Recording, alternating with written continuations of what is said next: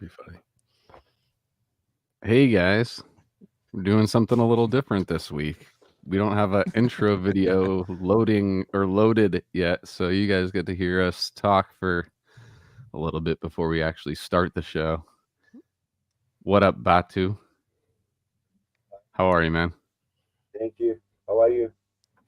It's cool, dude. Good, We're man. gonna have Oh yeah. we gotta watch that crosstalk, dude, because his mic is. What you got? The echo You can turn it cancellation off. on It'll just be a him. little, I'll turn it off. It's gonna have a little hum. It's not Oh, too bad. man. It's kind of warm. It makes me feel like it's warming. You know. Just feel like you're in a quiet doctor's office waiting to go in to get your prostate checked real quick. Yeah. So right now, everyone, just to let him know, he is in Turkey right now, which is it's 8:11, right? Right? Yes. It's 8:11 a.m. Yes. Yeah. That's thank you for joining us to getting this started. That's awesome, man. That's we've had to do some of these episodes where people have to come up like to match the time, and it's like, cool, dude. I have to wake up and just go on a podcast. I don't know. Yeah. That sounds pretty tough to me. So thank you very much for doing this, man. I appreciate it. For sure. Is it? What is Awesome. it? 8 a.m., 9 a.m. your 8 time? a.m. It's 8 8:11. a.m. 8 On a.m. Friday. Yes. It's not the time I usually get up, but it's okay. What's your usual get up time? 11, 12, something like this. Yeah, Yesterday, dude, that's early for you. Nice. and yesterday was my kind of birthday party, 10th April. So, Nice. Oh, birthday party? yeah, Happy Mine. birthday, man. 10th of Yeah. April. Nice. Yeah. Nice. What you guys age do? did you turn? Yeah, that. 47. Nice. Oh, yeah. Nice, man. Nice. Hell yeah. Looking good, man. Thank I you. wouldn't have put you for that old. yeah. Hell I'm yeah. coming up on 40, dude. It's crazy. My Yeah, me and Anthony got 40. We got 40 in. Casey's like, I 41. already fucking did it, dude. Yeah. I beat you guys. So, what was for you? How was turning 40 meant to? Like, what was that? Was that a big deal to you? And now you're so close to 50 that you're kind of like, fuck. He's not 40, that 40's close, young. dude. Don't Fuck fucking tell him pussies. he's so close, dude. He's still got 3 years. 3 years, dude. When I was 37, Little I down. was like, 3 years to 30, it's not a big deal. It's okay. I get used to it. yeah, exactly. No, I know. It's just seeing the number just kind of like trips you out. You know, I don't think it's a big. It's just like when they say it's just a number, but when you see the number like 40, you're just like, fuck. That's like, I remember when I was a little kid and my dad was like 40 something. I was like, dude, my dad is so fucking old. Like, Jesus Christ. Yeah. You know, and now like I am there all of a sudden, and it's with a blink of the eye. It's not even just before you know it, you're fucking 40. 40's the new You know. 20, you know. Yeah, 60's the new right. 40, dude. You know, just Exactly. So I I was feel tri- like 18. Mm. Feel I like was- 18? Yeah, I yeah. I was tripping on the fact that I'm coming up on 40, but I still feel like I'm 20 in my head. Yeah. Mentally, Mentally, I don't feel like we a are- different person. Mentally, we are young. Yeah. Exactly. Except for the fucking memory part. Like, my memory is terrible now. Like, it's so bad. Like, it's getting to the point where I'll like be like, all right, make a point to do this in a minute when you're done with this, and I'll just like walk out and not even do the thing. Oh yeah, I'll be like, mental what the notes like that. Those are you gotta physically write those down yeah, now. I know. Yeah, I have to Yeah, take you gotta find. Yeah. Yeah, Get the exactly. Post-it notes exactly. out, dude, and put it on the bathroom mirror so you don't forget. Type shit. Exactly. All right. Well, yeah, let's speaking of forgetting what we're here for, let's get down with the plugs and let's get on this and talk about Cenotaph. Yeah, that's and cool. I like. That's We've actually been a good fans idea of your going music forward. for a long time, man. Like, Yes, Yeah, You're so talking about on the long. pre-pod, Jesus Christ. 20, 30 years. Like, I mean, basically since we got into death metal, we are just like, oh, have you heard of this band from Turkey? You fucking Cenotaph. It's just like, dude, like, it was like one of our staple, you know, we had the CDs, you know, this is like late 90s. It was Yeah, a luck dude. of the draw for me. It was luck of Kerry Gear. We went to Streetlight Records, and he went. It was probably 1998 or 99, 98, and he randomly just got puke general I guess Virulence. You almost got it. Mm-hmm.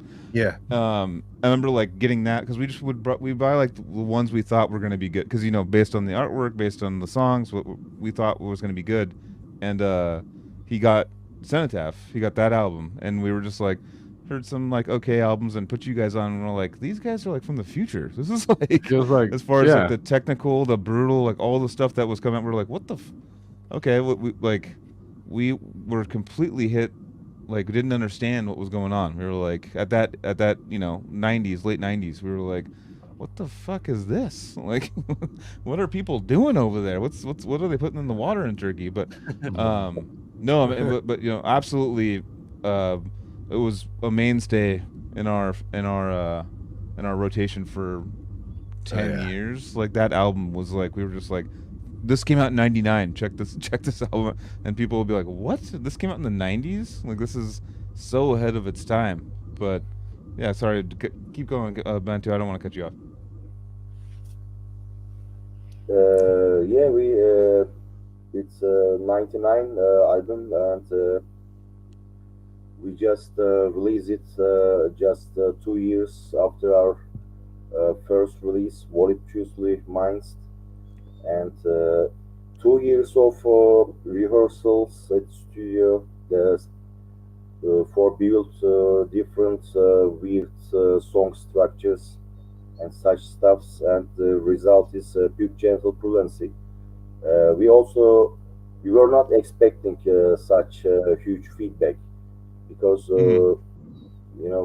Turkish scene at that times we were also still making tape trading, CD trading, kind stuffs, and we got received a lot of CDs, demos all over the world. Of course, we were listening to them.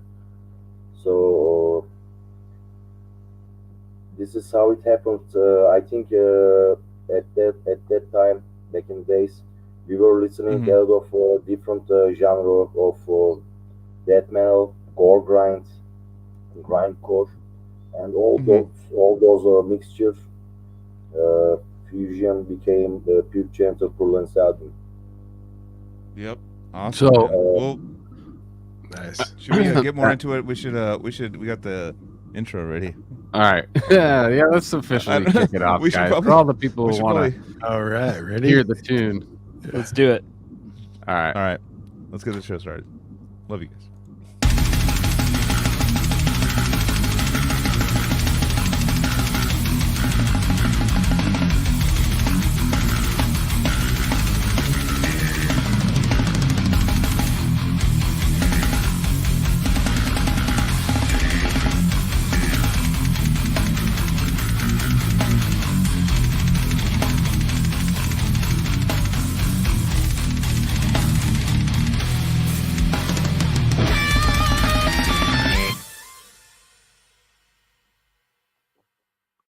All right.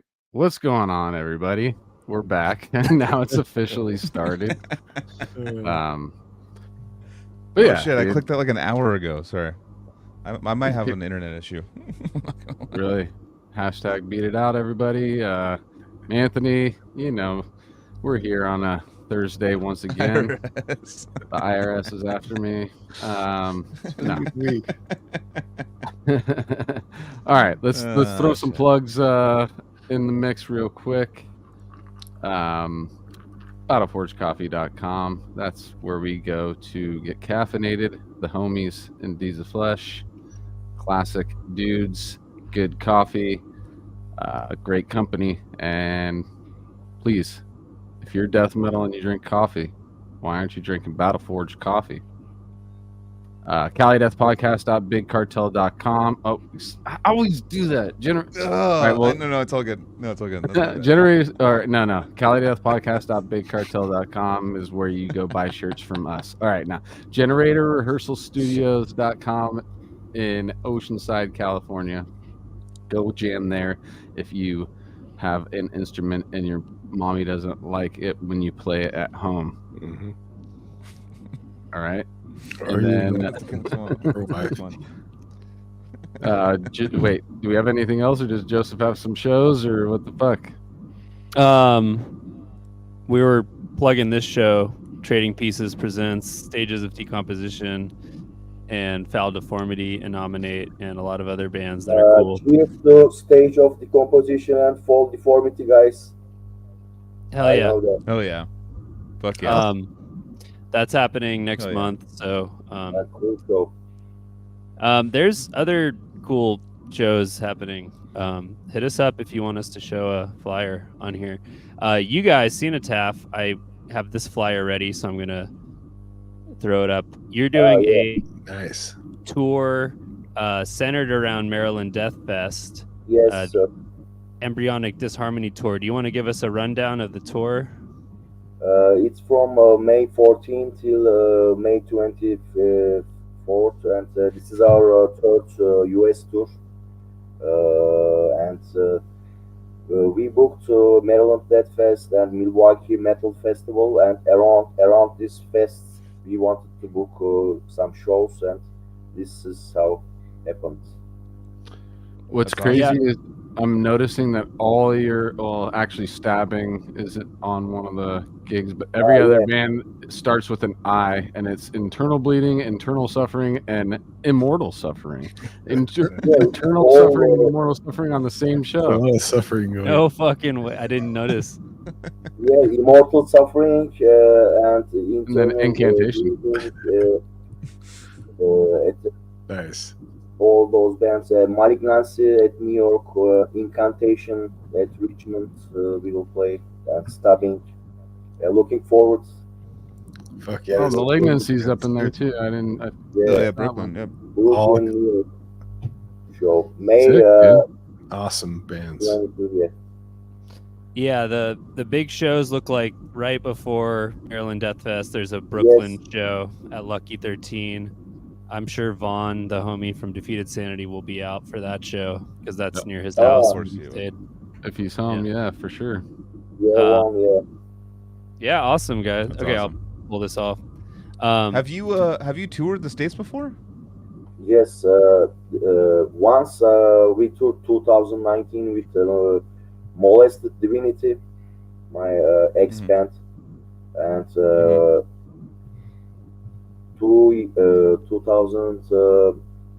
2021, 22, 23. No, 2 times we toured with Cenotaph, and this tour is the third tour that we are doing. Nice. We Awesome, man. toured with from Texas, Architectural Genocide, Horrific Visions, Putridity, Immortal Suffering, guys. Yeah, we made such tour last year and previous year, Nice. and this will be our third one. Hell yeah. I met Matt Day from Architectural Genocide Yeah. last month because he's now in Stabbing, Yeah, and his partner put on the Houston show that we Jade. played. Jade. yeah. Shout out Matt and Jay. It was fun hanging out with Cool you guys, guys after I the missed fest. that. Yeah. Yeah. And I remember them telling us about bringing you guys Cenotaph out and helping plan that tour. So they're doing a lot for the scene down there and Nice. the Yeah, South, unfortunately, Midwest. because of the route, this time we can't play at Texas, but I mean this time we are around New York and such cities. Yeah, East Coast, kind of Northeast. Yeah. So, Yeah, man.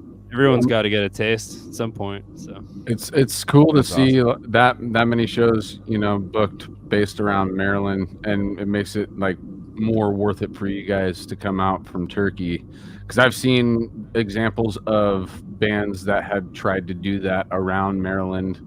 I'm thinking of who was it that when we played with them, was it? Yeah, I think it was Go Rod. They had maybe 4 or 5 dates booked around Maryland, and then all of that fell through. So they literally came over from France for the one show, and they were totally like bummed because of all the expenses of just coming out for the one show. So I'm glad that it looks like the traveling to get here will be supported somewhat from having all those dates booked up until Maryland too. Yeah, sure. Because flying from Europe to United States, three as a band member or four, it's fucking expensive, and the conditions and the money which we are taking from the festivals is not even enough for the flights. So we have to play more shows to cover this Right. expenses. Yeah, you know. But Why, and it's going to be a whole experience for you guys too. I mean, having all those bands on multiple shows, you guys are going to, make new friends, see yeah, for old sure. friends, It's always cool playing with the bands which we were never played before, and Mhm. all of them my all-time favorites. Actually, Malignancy, Internal Suffering, Immortal Suffering. Uh, I was listening to them since many years, and it's cool that we play together. Totally. That's awesome. So let's plug you guys real quick too, Cenotaph, where you want everybody to go for information, social media, website, merch site, all that kind of stuff. We have Cenotaph 666.bandcamp if you want to buy merchandise. Of course, at the US tour, we will have some merch with us, sell at shows. Uh, we have a Cenotaph Instagram page and Facebook page since many years. There it is at the bottom. So we have YouTube channel too, if you guys want to follow. So yeah, those are the links down. I think. You guys bringing out some cool merch on that Yeah, US sure. I will try to bring some. Of course, it's difficult to bring merchandise from Europe and Turkey to US because of border customs, you know. Do you just get it printed? Do you get printed in US? You have them printed in Yes, US? yes. Yeah. Our label, previous tours, Daniel New Standard Elite made most of the merchandise. Nice. This time we pressed at 7 Sins Printing at USA, but of course some other merchandise we will try to bring in our baggages. So we will see. Nice. That's smart. That's smart. Do not pay Yeah. the taxes to get it. Like, just remember, we've talked about it a million times, but just going through customs and like just going from US to Canada, it's like they'll want to count every piece of merch, want to Yes, know how sure. much it costs, and then they want you to pay the taxes for all of it up front, and then when you come back, then you get to recount, and then they go like, all right, this is how much you actually sold. take We'll off give you a this much. refund. Yeah, refund. Yes. It's like, it's brutal, man. It's like for a band that's like, like a death metal band, struggling death metal band. It's like, all right, yeah, just for all the, especially if you have like an early Canada date where you're like, start off, do a couple shows in the United States, and you have to go to Canada, and they're like, count all the merch that you already have, which is all of it, pretty much, Yeah, minus the. I remember such a story.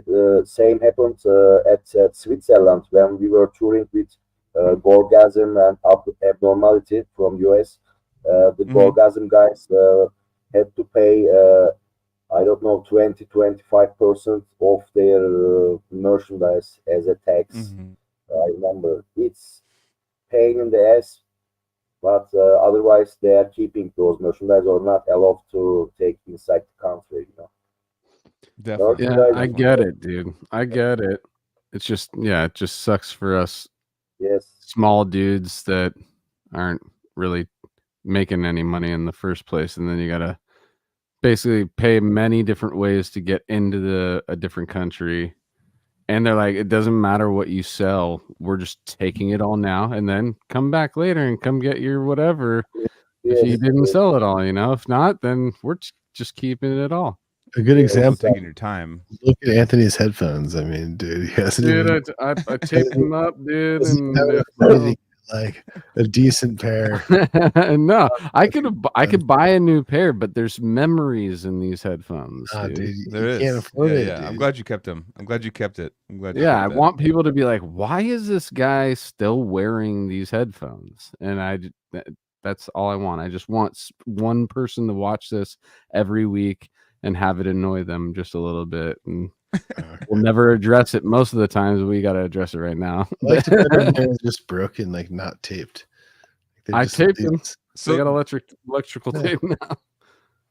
is damn, Turkey that's such a not common place It's so to interesting, tour out yeah. of and Well, stuff. Yeah, that's So I want one. to hear. Anthony, yeah, get into it. I was gonna yeah, I was jump ahead, gonna. so go ahead. I Here it comes. wanted to Alright. obviously get into Batu's beginnings and all that stuff, and we'll get into what the metal scene and all that stuff is like. But yeah, dude. So talk about being a kid, Batu. Like, what was being a child in Turkey like? Actually, when I started to listen metal at 11 and something Talk like about this. before that though. We not just metal. I want to know like the origins of everything. What was Yeah, like I said, young child like in Turkey. yeah. I born in Eskişehir, is another town from Ankara, 3 hours away, and yeah, due to my father's job, we traveled a lot inside Turkey, and each 3 4 year I had to change my friends community. Every new city I met with new friends, Mm-hmm. different schools, different friends, you know. Yep. So What did your parents do for a living? Why'd you have to keep hopping around? my father was in military, Yeah, I was Mm. guessing that. so due to his job, we travel with him. You know, every second year we had to move from city to city. So, Mm-hmm. but Ankara is the last city we came. So we are here since 1990s, something like this. Over 20 years we are here. But that's where Nice. I formed the band. Yeah. Uh-huh. Okay. So what was before you discovered metal, what kind of music or art or anything were you I doing? mean, I was not into music and stuff, but before discovering metal, you know, I just listen my father's tapes, but it's like ABBA, such stuff, some I don't know, 80s, 70s, 80s pop music, you know. Mm-hmm. Mm-hmm. Mm-hmm. Were Fire, you Fire Straits, such stuffs. yeah, Nice. Rock, Fuck yeah. like rock and roll, rock, there you go. Elvis Presley, this kind of stuffs. My dad were listening, so this is how I heard the music. Was there Yeah. any big Nice. Turkish rock bands? Yeah, sure. There are psychedelic bands since 1960, 65. Erkin Koray, rest in peace. Barış Manço. It's a very famous Turkish psychedelic Anatolian rock music. You can hear such stuffs in YouTube. I'm not much into this kind of stuff, but right now it's a kind of fashion. A lot of new bands want to play like 60s, 70s Turkish psychedelic rock music. Oh wow, I'd love to hear Yeah, that. I'd love to hear Turkish Yeah. yeah, psychedelic rock. check out. It's really cool. Yeah. Acid Yeah. Sounds rock, sick. you know. That's awesome. Nice. LSD That's acids like Doors and I don't know 60s Woodstock, you know, hippies. This Mhm. kind of stuff exists here too at that times. that's I Was was not there a into was there a psychedelic culture in Turkey? Like, yes, all right, yes, what sir. kind whoa. what kind of Okay. psychedelics were people doing over there? I born in '77. I missed those times, but from the videos and stuffs which I saw, it influenced a lot from Jimi Hendrix, Morrison, Woodstock, '69 generation. I was actually talking about the drugs themselves. Ah, Did anybody? yeah, okay. Yeah, was there a psychedelic drug scene in Turkey? Was there like trip out and do all? Because yeah, Yes, psychedelic drug scene, techno parties, electronic music parties, mushroom, such stuff. Nice. Yeah, they exist. Yeah, mushrooms are Nice. everywhere, dude. Yeah, what was the laws in Turkey for like marijuana and like mushrooms? Was there crazy laws out there for that? Get it?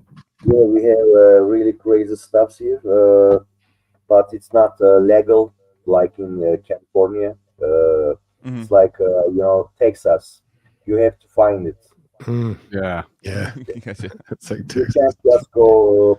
What call it? Hilarious. What were the name of those shops? Spencer? I don't know how you call it. A show? What? The Oh, wheat there- stores. The stars. Wheat. I mean the wheat shops. You have Oh, special weed dispensaries. dispensary. Yeah. There you go. Yeah. We don't have them here. Yeah. You Yeah. you have You can to. still find good weed though, if you look hard Of enough. course, yes. Allegedly. It's difficult to find good wheat, but sometimes it's coming from somewhere. Yeah. But Yeah, because it's not you guys are a big tobacco thing. Because I know there was Turkish golds and there was a lot of Turkish tobacco when I was a kid smoking yes. cigarettes. Turkish was always like mentioned. I am also smoking at the US. When you buy Camel Yellow, it's a Turkish tobacco written on it. It's coming Okay. from here, and they blend Yeah. with American stuff, and then they sell fucking expensive $15 there. It's normally Oh yeah. they're selling here $2 one pack. Whoa. Jesus. Yeah, Yeah, Whoa. tobacco's definitely gotten out of hand on price over here. yeah, it's like pain in the ass for me during the tours. When my cigarette finished, I have to buy, and I'm showing the bill to my friends in Turkey. Hey, look, I paid now $70 for this shit. Jesus, that's crazy. Yeah, I remember like when we were touring the first time we hit like New York, it was because in California at the time it was $5 or $6 a pack, Yeah, and then we went to New York, it was $10 a pack. We were like, what the well, back when I was like smoking heavily, and then we'd go to Canada, it was like $15 a pack, and then I was like, where the fuck is this gonna end? But it seems like it's weird. I think it's. To be honest with you, I don't see people smoking here like that much anymore. I It want to used be guess like it's close super to 20 common. in New York now. Yeah, it's close to 20 in New more York now. people. Yeah.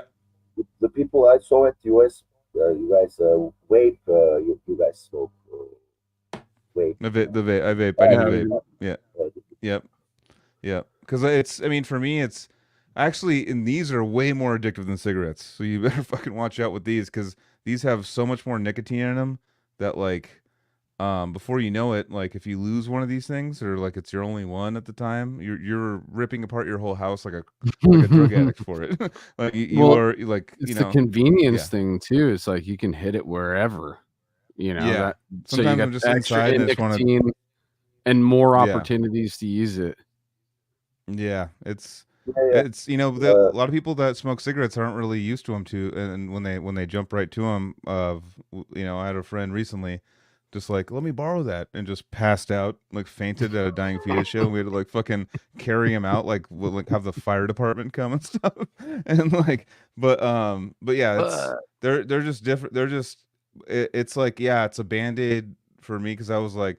All right, like I was like hacking up black stuff. I was like, "Bleh," like seeing like black shit, and I was like, all right, this is probably not good. Like black is coming from my lungs, so I'm like, I gotta like try something different. And then these things came along, and then I'm like, oh, it's better, but I want it all day long now. I want to Mhm. like I'm smoking the equivalent. Like if these were cigarettes, I'd probably be smoking 3 packs a day. Probably, like as much Woo! as many Wow, drags as I'm taking. Yeah. If you, I before I go to bed, I probably hit it 15 times. When I wake up, I hit it 20 times. yeah, When I walk around, when I'm driving, I'm hitting it constantly. When you think about like how much the drags I'm taking from this thing, if you were to like to equate it to cigarette drags, it's probably 2 packs a day, I would say. yeah, But yeah, with the nicotine content's higher in these, so then what ends up happening is you're way more addicted. Like it's like Mhm. you're way more reliant on it. So Yeah. and you don't the cigarettes. I miss the cigarette. One thing that I do miss about cigarettes is the break, like going outside. Like you have to go outside. You can't just smoke. yeah. You can't just like With, hang out with your friends and be like, "All right, guys, this is It's more cool." Like, you, ritualistic type deal. yeah, with it would those force you stuff, you outside to can like, smoke everywhere. yeah, it forced me to like talk to people, and it forced me to like on tours and stuff. Like I would go on tour and like the smokers would go out and you'd have an instant connection with them because you were all smoking, and Or at you a just have show these like too. Yeah, at a show as well. Yeah, just like a ritualistic like. I used to always joke about like it was the first podcasts that weren't filmed were just smokers going outside and talking shit and having fun. That was like Yep. that yeah, was like like everyone just joking around, having fun with the people that aren't smoking are just like it was like fucking whatever, dude. I don't know. It was like you can say whatever you want. Like it's like one of these kind of like fun make jokes about people or make jokes about yourself or just like it was just kind of this like community of just like this instant like connection you would have with a stranger. But I mean, That's even after quitting cigarettes, I still came out to smoke joints and still got that same vibe. There is that yeah, vibe that you're you're still talking smoking that. about in the smoking section of a show or something where yeah. everybody just wants to talk shit. You can meet with new people outside show, smoke and talk. And Yeah. what's your favorite band? Blah blah. You like this band? Yeah, Uh, that too. Yeah, that would start a lot. The Yeah, back in the classic day, a lot. debate. Unfortunately, up here in Aspen, smoking's illegal everywhere. So. It's like no, it's actually even to meet Casey. Casey, when I met Casey, was there was a show going on in Aptos, and two band members of a band member of Odious was out there, and I was out there smoking, and I was just hanging out, and that's how I talked to David Siskin. We were just smoking cigarettes, and then he's like, "What are you into?" And we're like talking, and all of a sudden, before you know it, we're kind of like having like a serious metal conversation. That's how it happened. Like, yeah. Oh, and I met cigarettes. over cigarettes too, dude. It was Yeah.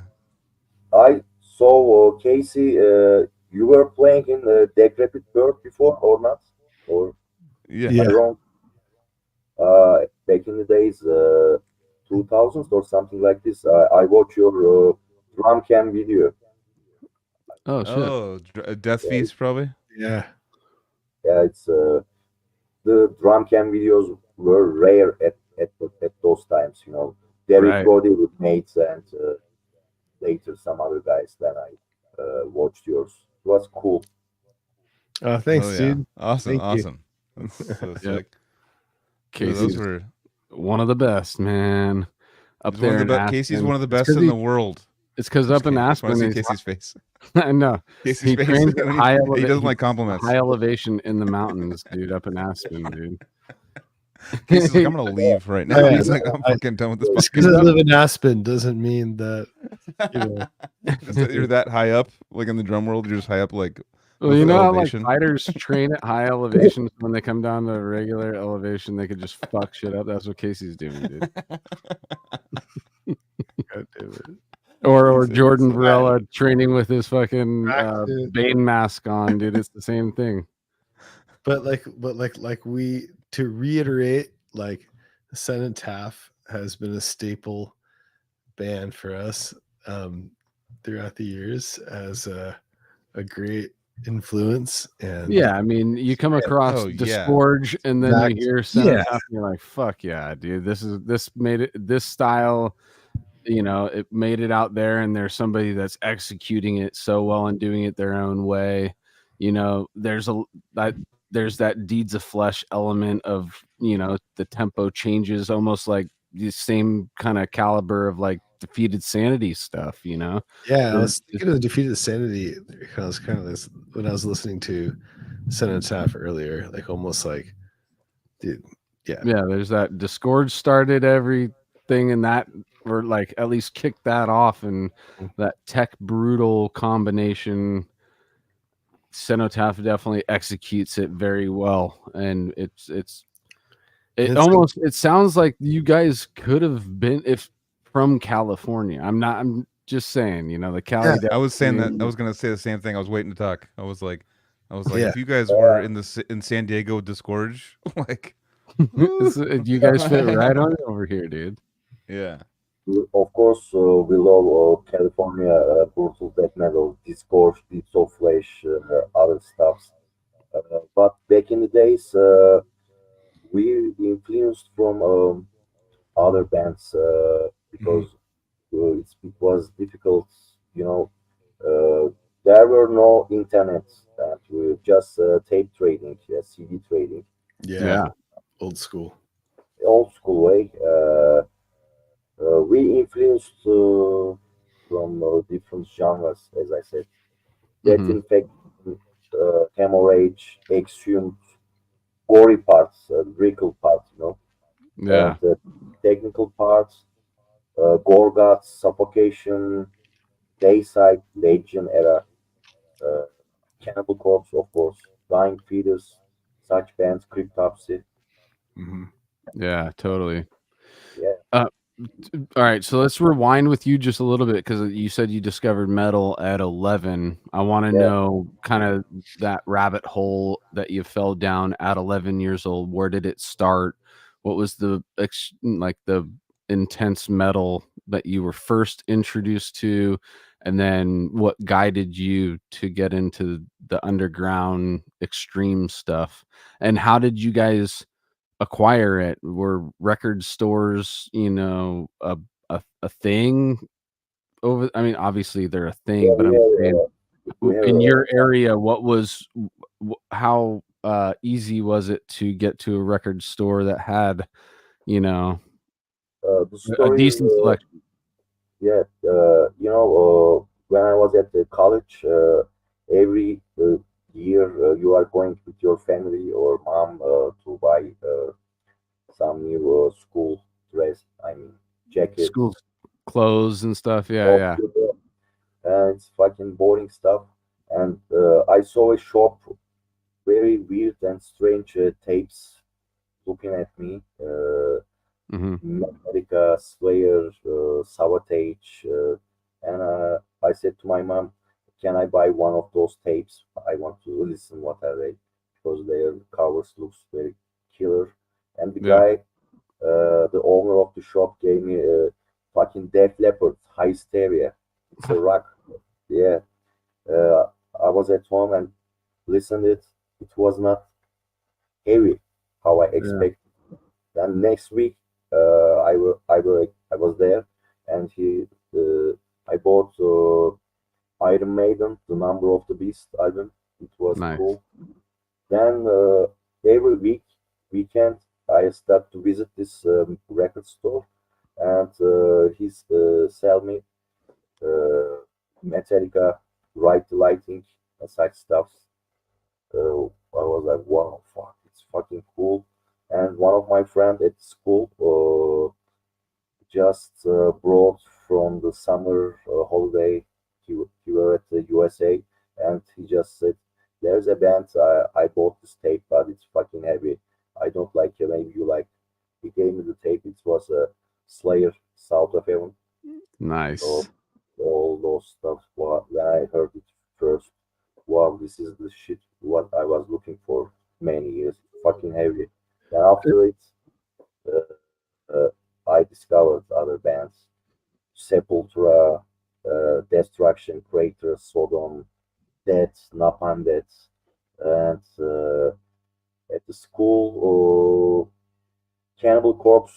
First, I listened to the Eaten Back to Life. Hmm. It was like it's kind of dead trash album. Then one of my friends gave me Butchered at Birds. Then I fucking blown away. I told first when I heard it, I said to myself, "Where the fuck vocals? Where are they? I can't hear them." But then I realized this is the fucking vocal, fucking Yeah. low response in the best era. So all those stuff starts with. Then I bought Suffocation, Breathing to Spawn, Napalm Death, Carcass, Gorefest, 90s death metal, uh, Mhm. Swedish death metal, normal death metal, Florida death metal, every kind. Then at the school with my friends, we start to go to rehearsal rooms because it's not like at the US. We don't have your garage to rehearse. You have to rent a studio for 1 hour or 2 hours with your friends, and you can try all Yeah. the instruments, bass, guitar, drums, and vocals. So we were like, we were trying to play it. Then, so how this is how it started. So, all right, I want to take it back just a little bit to make a statement on imagery. We've said it many times on the show. That was what drawed us into a lot of the bands that we eventually fell in love with, and it was it makes me think it's like it's totally a tactic. It's that's the way that an Iron Maiden will get a new listener to come in just based on the imagery. If this Yes, imagery, the Eddie on the covers. When you mhm, look at their album covers, you see their yeah, passport. Eddie. and if you align, or if you're just literally the thought of, oh, that's cool looking, that's Yeah, enough to get you to buy the record and experience the music, and then you make the exactly. decision after that. But it's almost, it's magic in a way. Like, here's something that will try and draw you in with, it's like the bartering at the door to get you to come inside is the Yeah, imagery, and I think that there's something definitely about that, and it's a way for a band that isn't known by anybody to be like, hey, check me out, yeah, come over here, check it out, yeah, I got some cool tricks we can do over here, watch me do a backflip while I shoot fire out of my mouth or whatever. We're like, oh dude, that's sick, dude. I like backflips with fire, dude. yeah, But yeah. it's totally a way. Absolutely. It's just like a peacock situation. We're gonna fan our peacock real quick. Check it out, dude. It's pretty sick, right? Yeah, the artworks are fucking important, I think, for any bands, for any unknown bands. First, the people check the artwork. If they like it, they buy it, the records and listen it. And And then it's, the underground death metal did it even more with, all right, well, we're gonna find the crazier artwork. We're gonna do crazy yeah, logos. yeah, We're gonna use gnarly vocabulary. All the different ways that we can get somebody's attention. We're just gonna try and do it so you pick up our CD yeah. and In put it in a underground, pile. sure, in underground, I think every band uh, trying. I mean, different artworks bands are using, but of course, for example, when I saw first that infection chapter of excellence album cover, I was like, fuck, it's fucking gory stuff. Like, Carcass, Symphonies of Sickness, and such Yep. stuff, the gory stuff, which shocking people when they see it the first time Yeah. at first sight. So, Iron Maiden covers when you're a kid, they of course affect you. Hey, what is this devil evil stuff going on the artwork? It's like Slayer, South of Heaven, uh, Yeah. this kind of stuff. So when you heard Barnes' vocals on "Eaten Back to Life" and "Butcher to Birth" and Yeah, all, was that kind of the moment where you're like, I kind of want to do that, or did it take a while before you realized you wanted to get on the mic? I always wanted to play drums, but it's difficult. I tried it. I also bass. Later, I start to play bass and guitars too in my other project bands. Hmm. Before Cannibal Corpse, I heard Sepultura, Max Cavalera. He was also Hmm. rolling kind of dead thrash, Bennett Remains, Arise, Schizophrenia, such stuff. But also I heard Napalm Death, Barney Greenway. It was also Grover, but Bounce was another low kind of vocals. First time I heard in my life, and I thought, "Fuck, it's fucking cool." Hmm. Of course, as a kid, you try to make this same sound I grow just and So I did just you listened to so, Arise again this last weekend, dude. I yeah, oh, fucking it's so love that good. album It's so good. so I know. much, dude. It's absolutely. so big for me. It's like it just brings me back to. I mean, I went through the Slayer thing too, where I did the Slayer listen Yeah. to which is random, but that album. I'm sorry, the live video, live intrusion, live VHS, live intrusion. That was like the one that like I was in Sepultura mode and Pantera mode, and then Slayer live intrusion came, and that was when they put out Divine Intervention.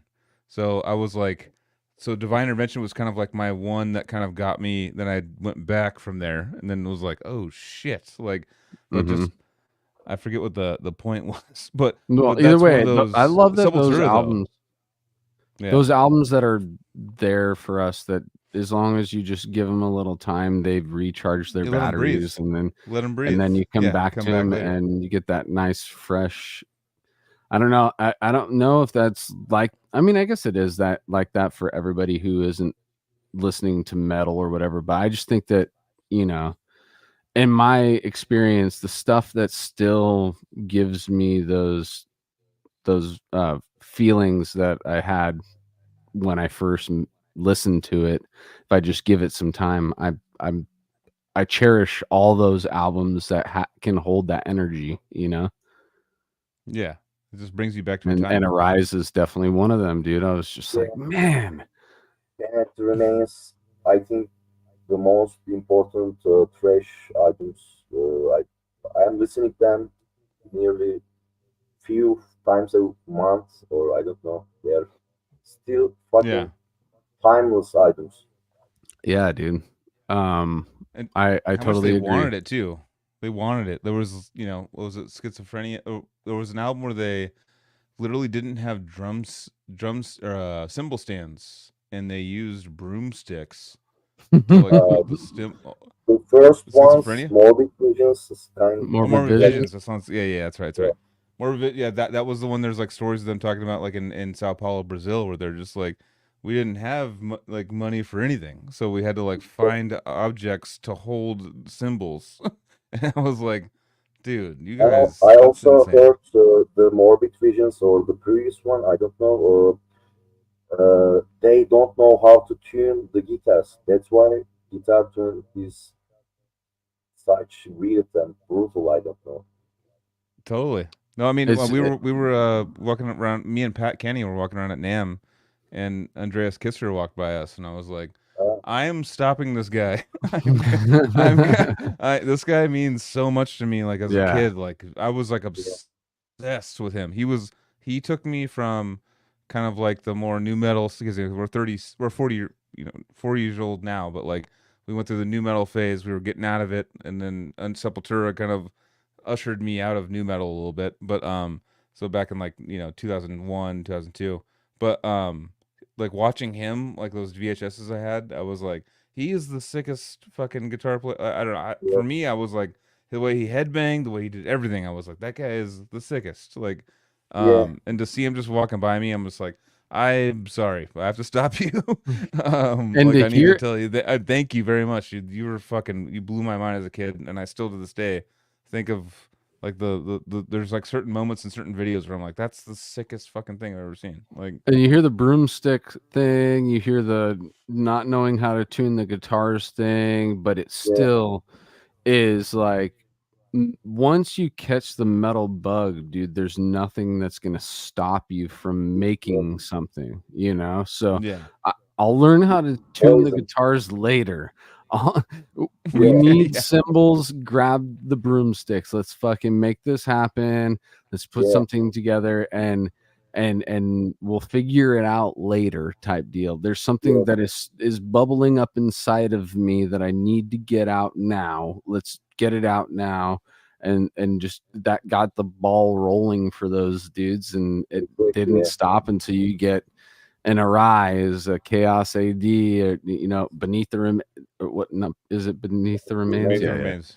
and all those albums came out of hungry children that literally just wanted to make metal Yeah. so bad, and made it happen out of what they had, Yeah. you know. It's Turkey's kind of you can compare maybe with Brazil, Sao Paulo, third world country, and about gear at that times back in the days, we don't have also gear. We don't have guitars. Just one or two of our friends have a electro guitar. We rehearsed with the classic Spanish guitar too. Without Mhm. disturbing, like unplugged. And then we borrowed guitars, bass guitar, and drum cymbals at our shows. It was like a community. Two guy have guitar and four bands playing with the same guitar. Yeah. It was Damn. difficult to find music equipments, but right now in every corner in Turkey you can buy guitars, bass. It's now easier, much easier, and in YouTube there are a lot of tutorials to play. Yeah. Back in the days, you just hear from your tape or CD, and grab the guitar and trying to play the same note from your ear. So Yeah. we call it from ear tubbing. But now you can find every kind of stuff. Is I the don't know. rehearsal studio situation the same for you guys now, where you have Yes, to rent yes, by the hour? yes, exactly. Some of our friends had garage kind of studios, DIY style, but Mhm. normally for the rehearsal and for recording also you have to pay. It was like four band members. We were dividing four. It's like $10 each band member, $3 putting for 1 hour rehearsal. If you rehearse Mm. 2 or 3 hours, you have to pay. So we are still like this. Still, this shit is going on. Yeah, We have to that's pay. actually very similar to how they do it in Japan too. I don't know if it's still like that, but the last time I talked to Keisuke from Vomit Remnants, that's how they had to do it. They rented by the hour.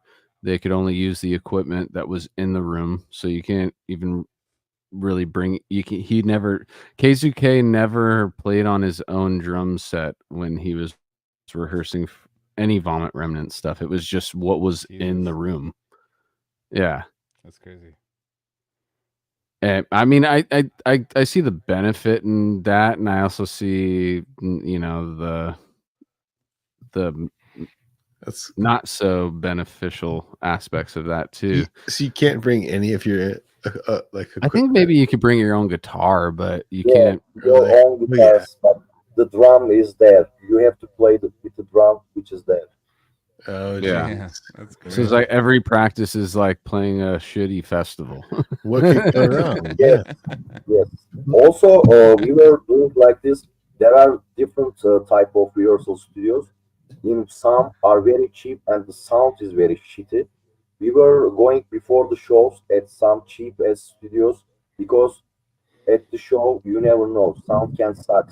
So we can rehearse in the bad condition studio that on the stage we play better. So we Yeah. were Mhm. looking with it's kind of funny, but good sound studio, bad sound studio, but it helps a lot for the live shows.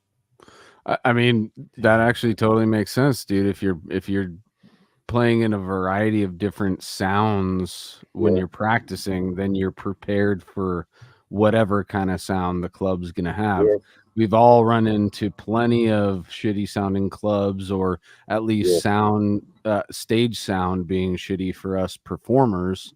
yeah. If Shitty you sound guy, shitty club. I don't know. Everything Yeah, possible. but if you are doing that in rehearsal, dealing with the same kind of things, then you're prepared to Yeah, still be able to execute your yeah. craft no You're matter ready what for is in the way. any you are ready for any type of condition. Sound. Yeah. So what was it like in high school, or before that, when you found the first like-minded metalhead, the Uh, guy that was into the same, wanted to you know dig deep with you into the underground? yeah. Uh, when the Cannibal Corpse Bleeding album came out, 1995, 1994, something like this. Uh, so I was at the record store, and at that store there were some advertise that the band is looking for any thrash band looking for vocalist and bass player. I just took the phone number, and at night I called them. They said, prepare the song Sepultura from Chaos AD Territory, War for Territory. Yeah. So I Hmm. learned the song, and I went to the rehearsal, and the bass player also took the phone number. And those guys were older than us. So they were playing really cool with long hairs. I was at school, such broad hair, and they said after the rehearsal, Batu, your voice is a bit brutal. We want something like Max Caveira, so we call you later maybe. So they kicked my ass from the band. I saw there the bass player also playing with fingers fucking fast, and I thought, wow, this guy is fucking cool. Of course, they kicked him also from the band. 1 week later, they kicked him, but I took his phone number, so I called him. Let's make together band. I had the name Cenotaph. We tried back in the days with my friends at the school some rehearsals, but nothing were serious. Then we found the guitar player. It was also funny. I had a Cenotaph DIY logo shirt on me with pencil. I wrote logo, one of Hmm. my friends. When I was walking, one guy were selling ice cream guy, and he said, "Hey, what's written on your shirt? Blah blah. Are you listening death metal? Yeah. I am also playing guitar. I found the guitarist at the ice cream store. Yeah. That's awesome. So with the bass player and the guitarist, they don't know each other. I organized any meeting, and we met. I said, "This is George Kuhn, this is Blunt, their names. So, what kind of music you guys like?" We were just listening Dayside, Cannibal Corpse, Suffocation, such names, Male Creation. So I said, let's do it together. And That is I rad. I already have the name Cenotaph. Let's start to make some songs, 1994, 1993, and so just some after some home rehearsals, they asked us, "Hey guys, you want to play a show? First, our first show." So then we recorded our first demo, Life Immortal, 1995. The Hmm. sound was not cool. It was also it was a live recorded demo. Damn. Yeah. Uh, Back in the days, the channel recording from the mixer, 16 channel mixer, wasn't way expensive. So we just put any condenser microphone, just play just 1 hour renting the studio and someone is pressing the record button. So that's it. This is the demo.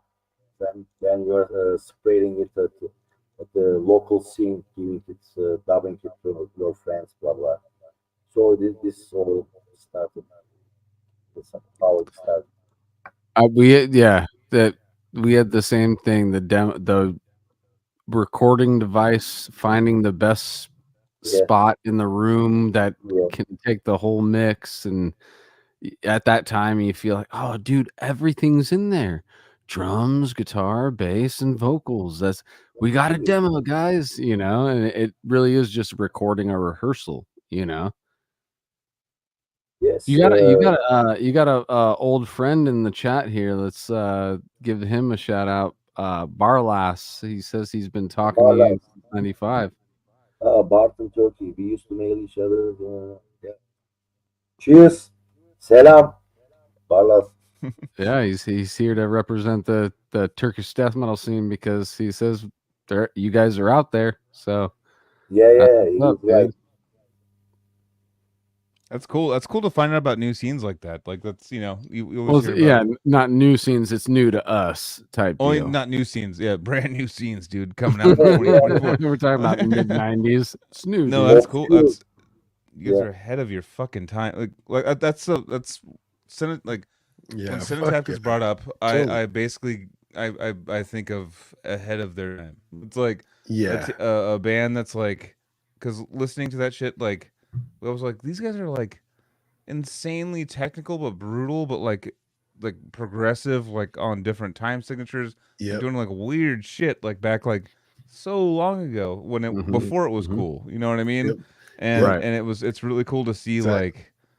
like that was you're honestly like this is like one of the more I was talking to Carrie today about it. I was like, me and Carrie, like my best friend would sit and like go like, what the fuck is this band on? Like we were Yeah. completely blown away by you guys. We didn't understand it. We were into like getting into more technical music, like progressive. We were into Watchtower and all those things, but like death metal yeah, too, and like but like hearing it mixed in with death metal, we were just like, these guys are fucking riffing and everything's like coming. I don't know. I was like, why the fuck aren't these guys like humongous?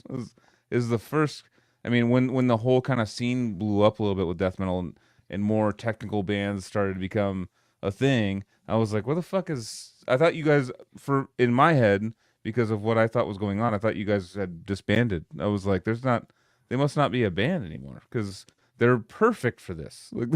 They're the starter of a lot of this stuff too. Like they have a lot of these things. So was there a lot of like progressive uh metal influence in that? Because in hearing your music, it's like I remember like hearing it in the beginning, just going like, yeah. whoa, like this is It's like the first one, 1996, Voluptuous Minds. We were more death grind, you mhm. know. Yeah, But yeah. after this, our songwriters, bass player Brent and Joshkun, yeah, said, let's just not get any influence from death metal. Just Mhm. we were listening different types of jazzy stuffs, atheists, cynic, uh, this kind of technical stuff, and jazz fusion bands. I don't know, you know, some kind of finger exercise, weird Yeah, riffing, yeah. Yeah. Yep. such song structures. When we were doing this shit, I was always thinking in my head, fuck, this is not sound similar to any fucking band. Is it death That's what's up. metal? What the fuck we are doing? So they were just playing weirdo stuff, riffings and song structures, and I was going and making vocals on it. Then we recorded and released it. So people were like, "Oh, fuck, what is this?" So it's Yeah. uh, Yeah, that's cool. I mean, it was you guys were experimenting and yeah, and influencing a whole generation of bands that had never. I mean, exactly. people You will can get reverse engineer them. grindcore Go ahead. influence there, gore grind influence there, any weirdo kind of stuff going on there. Yeah, right now it's the 30th anniversary, no, 25th anniversary of this album. I think 1998, 99 it released, and the label who praised it, Hammer Music from Istanbul, they asked us to play a special show set this for this.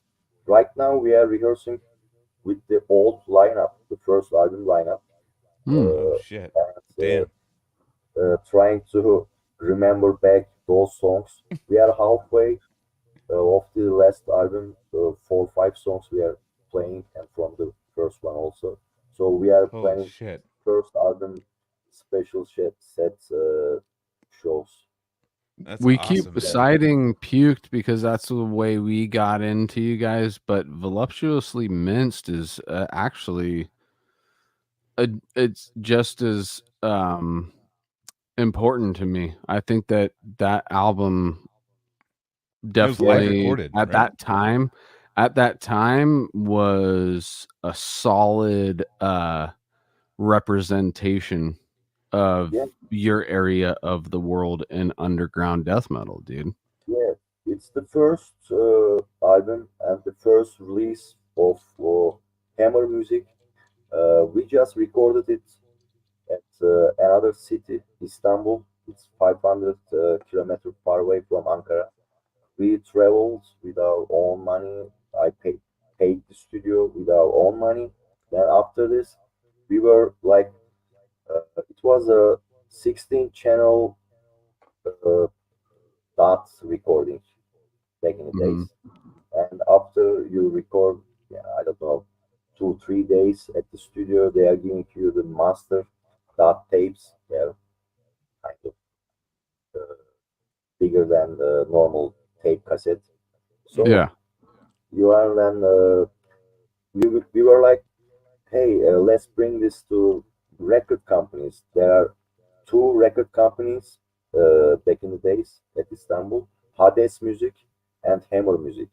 We were first at the Hades Music. Hades released licensed the tapes of Roadrunner Records, Dayside and such stuffs that um, he was licensing and selling it in Turkey also. And we were at his office. He listened it and said, "Guys, it's fucking brutal and heavy. I can't release it. It's not mainstream. Go and check Hammer Music." And we were at the Hammer Music. They listened it, and half an hour later, they said, "Okay, let's sign. We will fucking release this first Nice. album as on tape because CDs were not very common, familiar back in the days. Hmm. Rare stuff. Uh, Yep. most bands were releasing tape releases, tape cassette. So they said we will release it on tape, and okay, we just signed and go back to Ankara, Turkey. And a few months later, the fucking packages came to the rehearsal studio, and we opened the packages. Wow, our fucking first album. And then we shocked. Hey, they just fucking released it on a CD as well, compact disc. This was the 001, the first release of Hammer Music, and they fucking distributed it well. We sent it out many labels, radio shows, and magazines, interview and such stuff. So it was the beginning. Before this, the first two demo, 1996, 1995 demos, we also sent it to many countries. Joint compilation tapes, compilation CDs with songs Mhm. inside. So maybe interviews, gave interviews. So since yeah, the first album, Voluptuous Minds, it's how it happened. What to take it back to the Cali death scene real quick? When was the first Sure. time you came across, Deeds, or who was the first Cali death metal band you came across? The first Cali death metal band, I think, most probably Deeds of Flesh. We had a uh, fucking professional printed metal magazine here called Red magazine, and he got some promos back in the days from Spain, Repulse Records released the first Deeds of Flesh trading pieces album, Yep. inbreeding the anthropophagy. Yeah. Those promo CDs came to him, to my friend, and he said, "Batu, can you just listen it and write review about those stuffs?" He sent me such package, and trading pieces was inside it. Demilik Nesbit and all the fucking Repulse Records back releases, Christy Knight, uh, Incantation EP. I don't know. I think the first Cali brutal death metal I heard is Deeds of Flesh. Yes. Yeah. That's a good answer. That is, yeah. I mean, I figured since he's so, already releasing, putting stuff out in '95, like you would think that Yeah. Deeds, I mean, Disgorge was doing shit Discord. that time too, but We just heard Discord after many years. I the cranial. What was the name? Cranial Impalement. Yeah. Yeah. With this, first we heard it and we thought, fuck, those vocals and music fucking sick. So then we became Discord fan too. Cheers Yeah. to Diego Sanchez from here. Diego, the riff wizard, our homie. Yeah. It's been a while since he's been on. He's been on probably 4 or 5 times now. We got to get him back on. I love Diego Probably more. so He was much. on like he was on like 6-7 weeks ago. Yeah, it's not enough, dude. I think I need maybe a riff wizard pop in like once a month, dude. I think that Yeah. that Yeah. might be He just came to the show, which my ex band played Los Angeles Extermination Festival last year, Molested Divinity, and they met with Diego Sanchez. I saw him at the Chicago Domination Festival. He was playing bass with Cephalotropsy. That's right. Dude. Yeah, that's what he does. Yeah. yeah. Always That good guy- vibes, dude. Diego's no matter what mood you're in, if you get around him, then you just become a positive feeling person. He is always That's what smiling. that's why he's such a legend, dude. Hi, That's why he's cool. such a legend. Like, yeah, he would be like we'd be touring and come through San Diego or something. He'd show up and it's kind of like this grind and stuff, but he's like, "What's up, dude? How's it going?" And it would kind of like bring all of us up out of a funk, or if we were like kind of like going through like hard tour times or whatever the fuck we're going through. Yeah. Seeing Diego's face would just always bring You're me like out of living it. on Just be like, you're living on "What up, gas dude?" gas station food. You haven't washed your ass in 3 days, but Yeah, as soon as you see Diego, you're like, fuck all that shit, dude. That's fucking rage, dude. I want to spend all my time with this man right now. yeah. Yeah. Just super positive, man. And that's Yeah, he's super positive and back to earth, humble, super yeah, chill. exactly. And Not- makes and just plays and creates the sickest fucking brutal Yes, death metal riffs exactly. on the planet. Yeah, it's like Yeah. actually, like to me, like it proves a lot with people. People like think a lot of death metal people, they judge and go like, oh, like they're all Satan, fuck, like that's all what people that are outside metal are will always think about. They're like, oh, they're Satan worshiper, fucking weird shit. And I'm like, no, actually, we're probably the chillest of all of the metal There's all actually all the music groups. a Yeah. cool meme that's going around about that right now, where it's one of those videos where the chick opens up and says, say the weird thing, and then it cuts to dude hanging out in his bed and he says, metalheads are cosplaying, or metalheads are nice people cosplaying as mean people, and hippies are Hippos. and hippies are cosplay or Cosplaying mean mean people people. cosplaying as nice people. It's the same. It's Yeah. like we are the nicest dudes that are just acting mean in our art.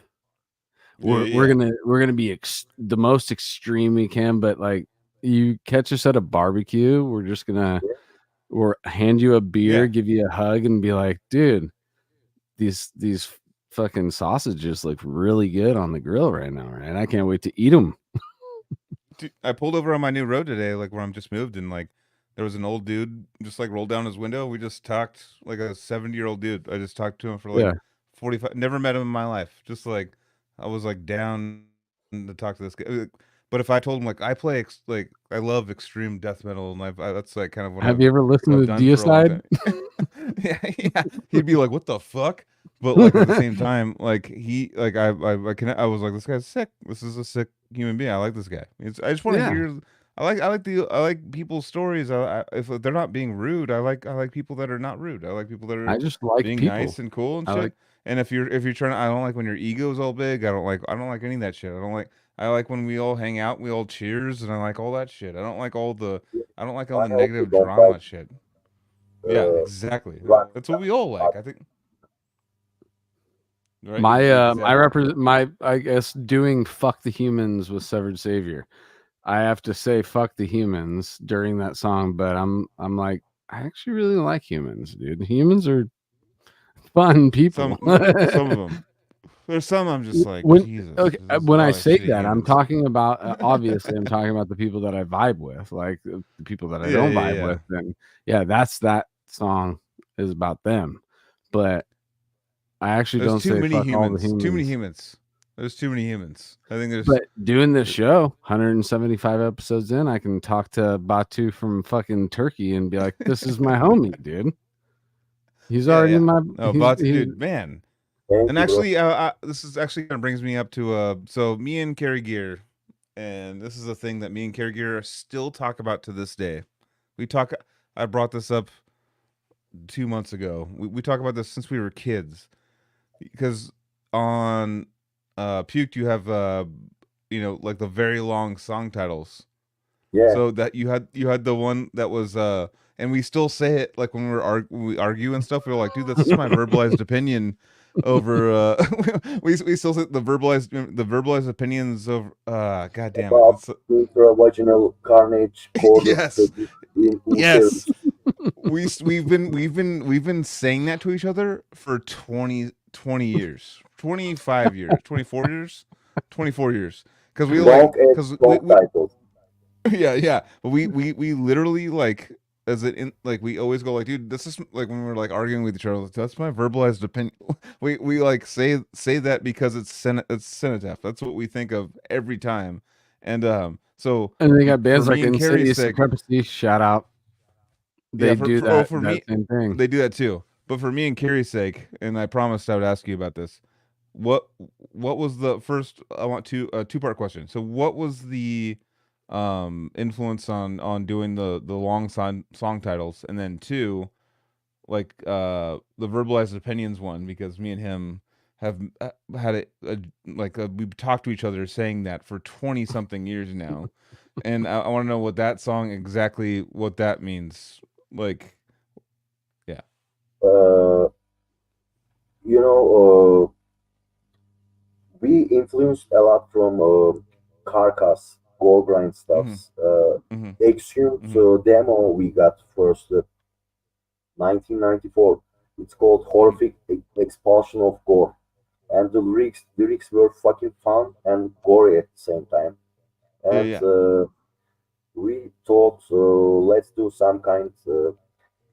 Let's write Get the a mixture. sickest lyrics and with some fun and Oh yes, gory. awesome. And the song titles must be the sick as possible and long. But also all those images in the CD were from any pathological book, encyclopedia, all kind of sickness, sick names, and kind of all the fucking gore grind band names found from it or brutal death metal. So we mix those uh, terms of anatomy and pathological stuff with our own fantasy, mind, sick humor. So Okay. all those Yeah. lyrics were That's what I not thought like it was. this. That's what I thought it was. That's what I thought it was. Yeah. That's why Yeah. I love the fact that I was like at at the age of 20, 21 when I first heard that, I was like, are these guys serious or are these guys joking around? I feel like they're fucking with us. And Well, I love it. I love it. It's just Yeah. it's funny to Yeah. think about oh, sorry. I was gonna say it's funny to think about a conversation.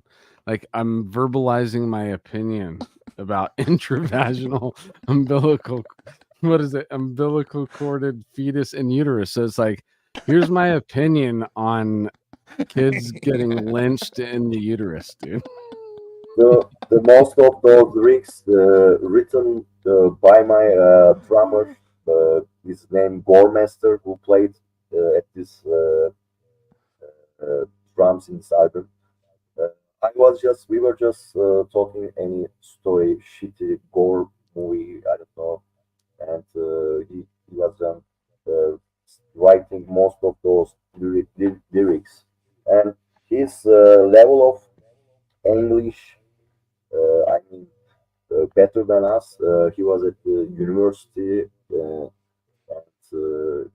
he was able to write such sick stuffs.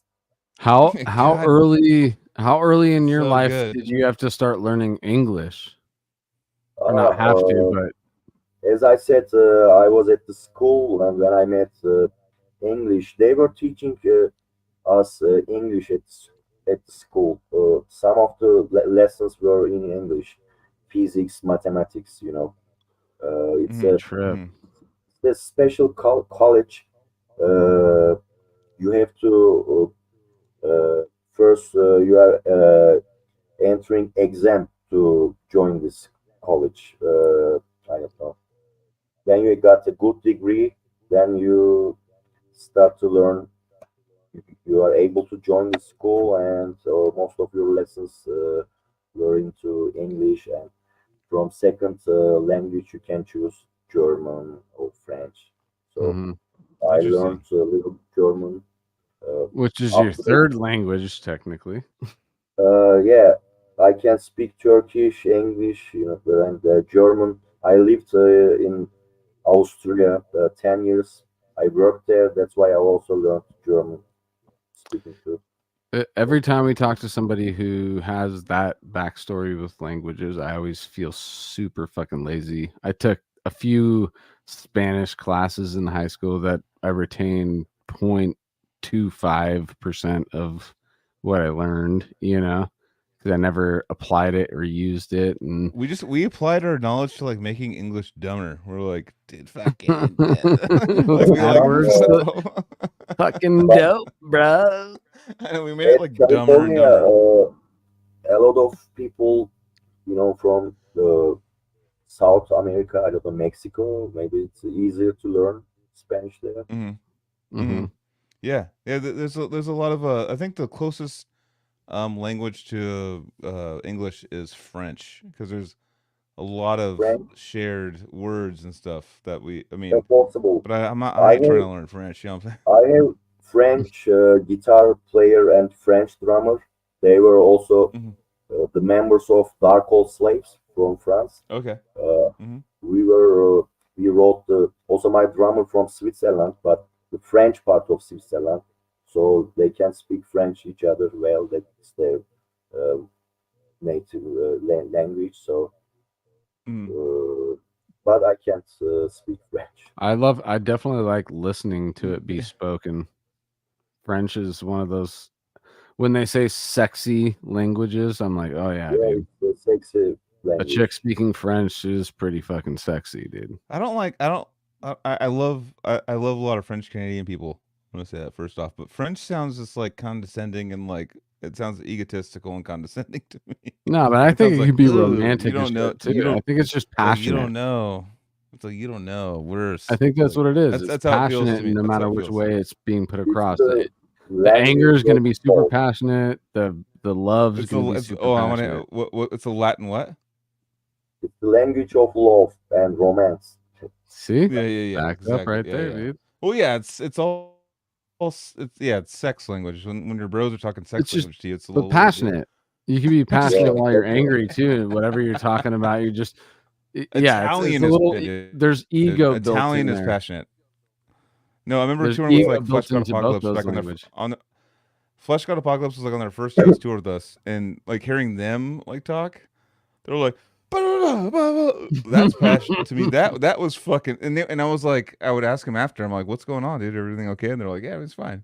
And I'd be like, you guys are just yelling at each other. They're like, that's how we talk. That's our language is very like passionate and like they'd be like changing into their uniforms and stuff in the back. And like, bah, bah, bah, bah, bah. And like I was like, Jesus, they're fighting. And they're like, no, we're not fighting. The We're just- opposite of it, the German language sounds more brutal. Like you are. yeah, that German language is brutal. Yeah. Yeah. Yeah, it's a stuff. You're like, you're going to the library? What's going on? Like, why did you have to like? It sounds like you're shadow boxing while you're talking, dude. Yeah.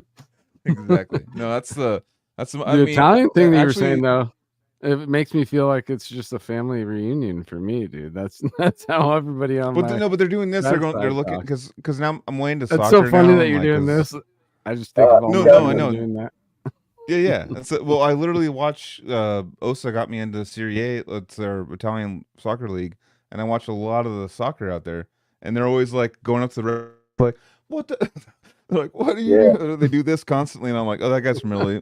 Like, This is totally breaking the fourth wall shit real quick, but I actually want to ask you, Joel, did Osa figure out that triangle soccer thing that we were watching at Thunder Valley? I don't know if she mentioned it to you, but there was no. That's a main strategy. what in is that soccer, called triangle. now? What is it called? Oh, is there a Is name for called? it? I don't know what that. Oh, is there a name? I don't know. Because That's we like saw that this it was a triangle, 3 teams playing soccer, dude. Soccer. Oh, that Three one. No, that's brand new. That's brand new. That's a I brand new don't thing. know. Crazy. Yeah, there was 3 goals, teams 3 playing each other. teams. There was 2 people from each team, and then there was a goalie from each team, and there was 3 goals like in a circle, and they were like trying to like whoever scores more. I don't even know how It was wild. We were It was watching, it's wild. like, I don't even what know the how it fuck? works.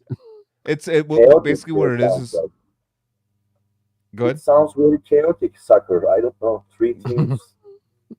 It's it was it's American wild, soccer. dude. It's American soccer. It's like we It is need like America. bursts of like 5-second like things, or we'll just leave. You know, it's like the TikTok soccer. It's like we need like we need TikTok soccer. constant.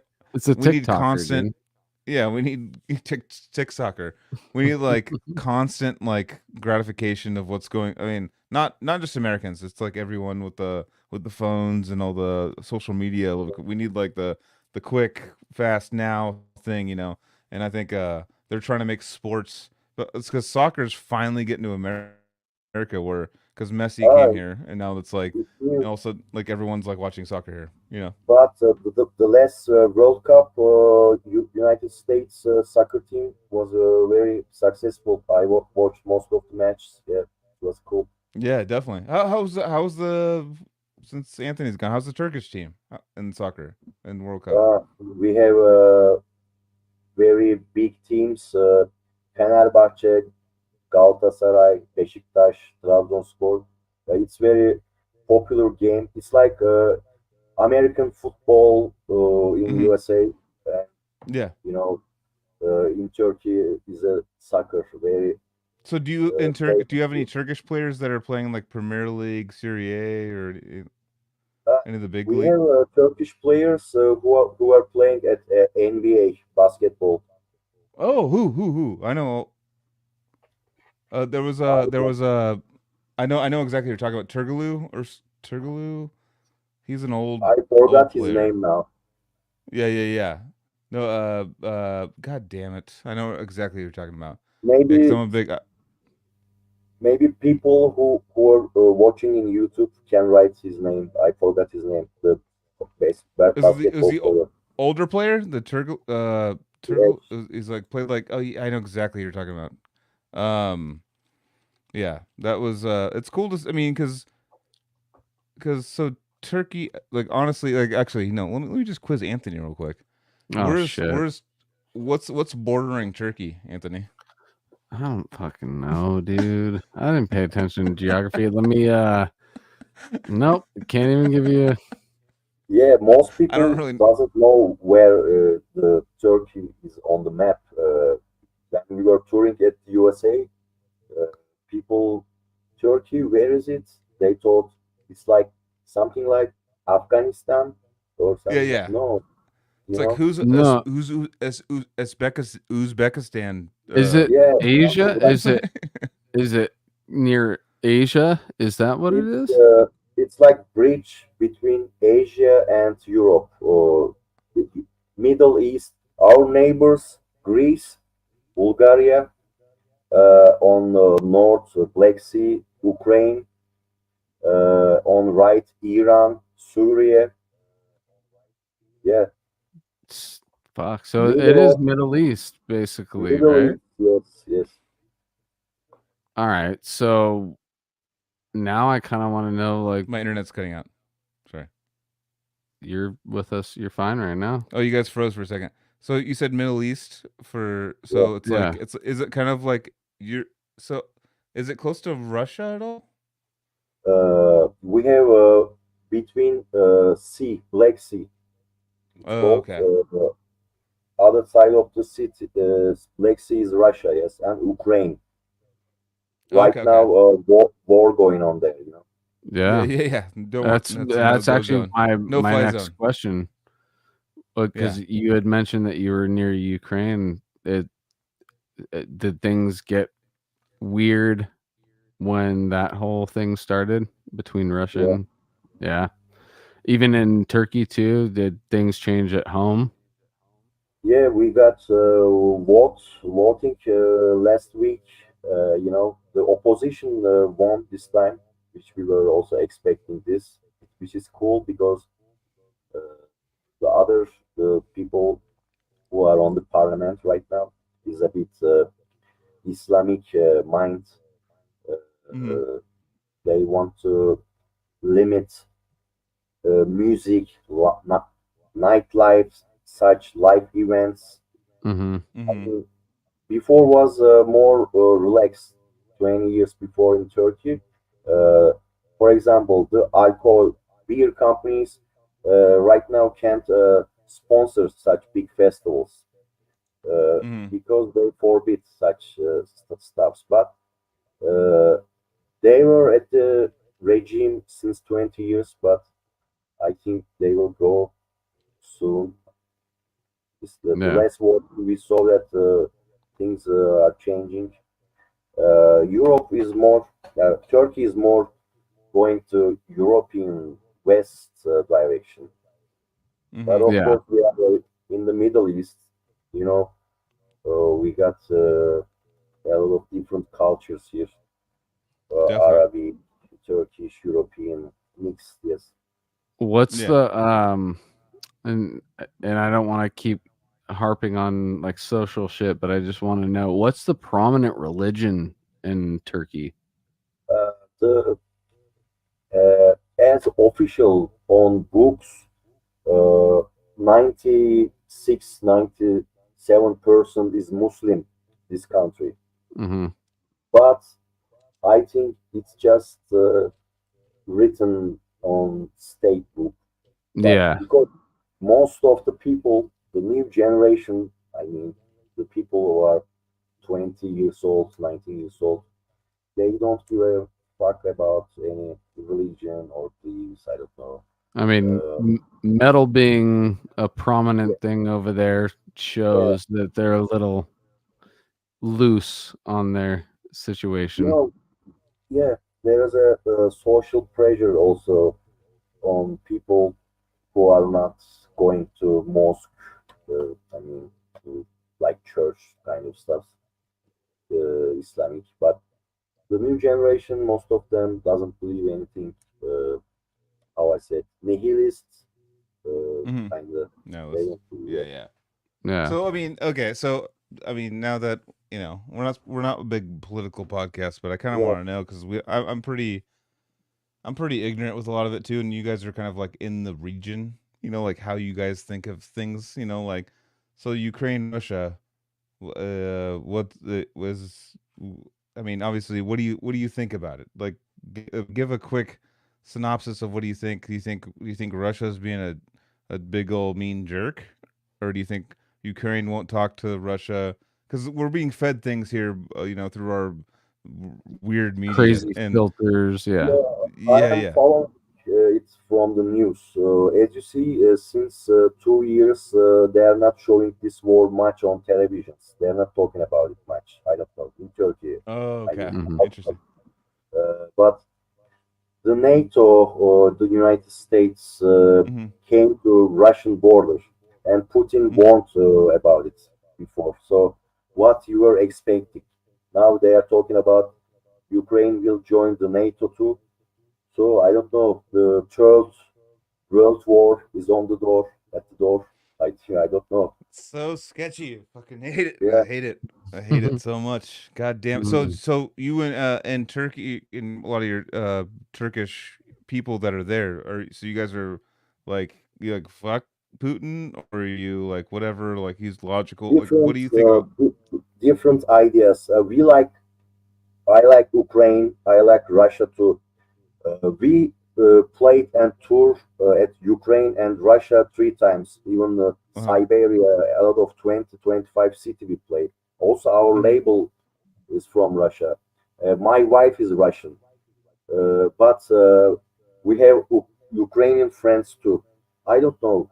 It's coming to me. Both Damn. are the same nation, Slavs. They are fighting each other, and the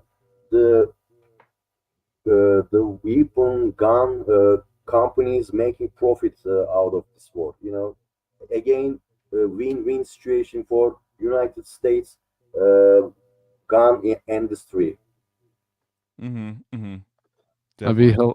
it'd be hilarious if Casey clips this episode and all it is Cenotaph, Batu, and then it's just Joel. Fuck Putin, and then No, I mean it's I just want to know, because I mean we initially started the podcast during COVID, and we know a lot of people were very back and forth, and our like little weak ass like complaining country was like, who's on the right side when there's like wars going on and stuff. We're like, what, like, who do you wear a mask, or we were like in this weird time when we started this podcast, and Casey and I were just like, let's not, we don't want to talk about politics. That was the number one Yeah, thing we said. I We don't want to, also but don't well, if like you're, that.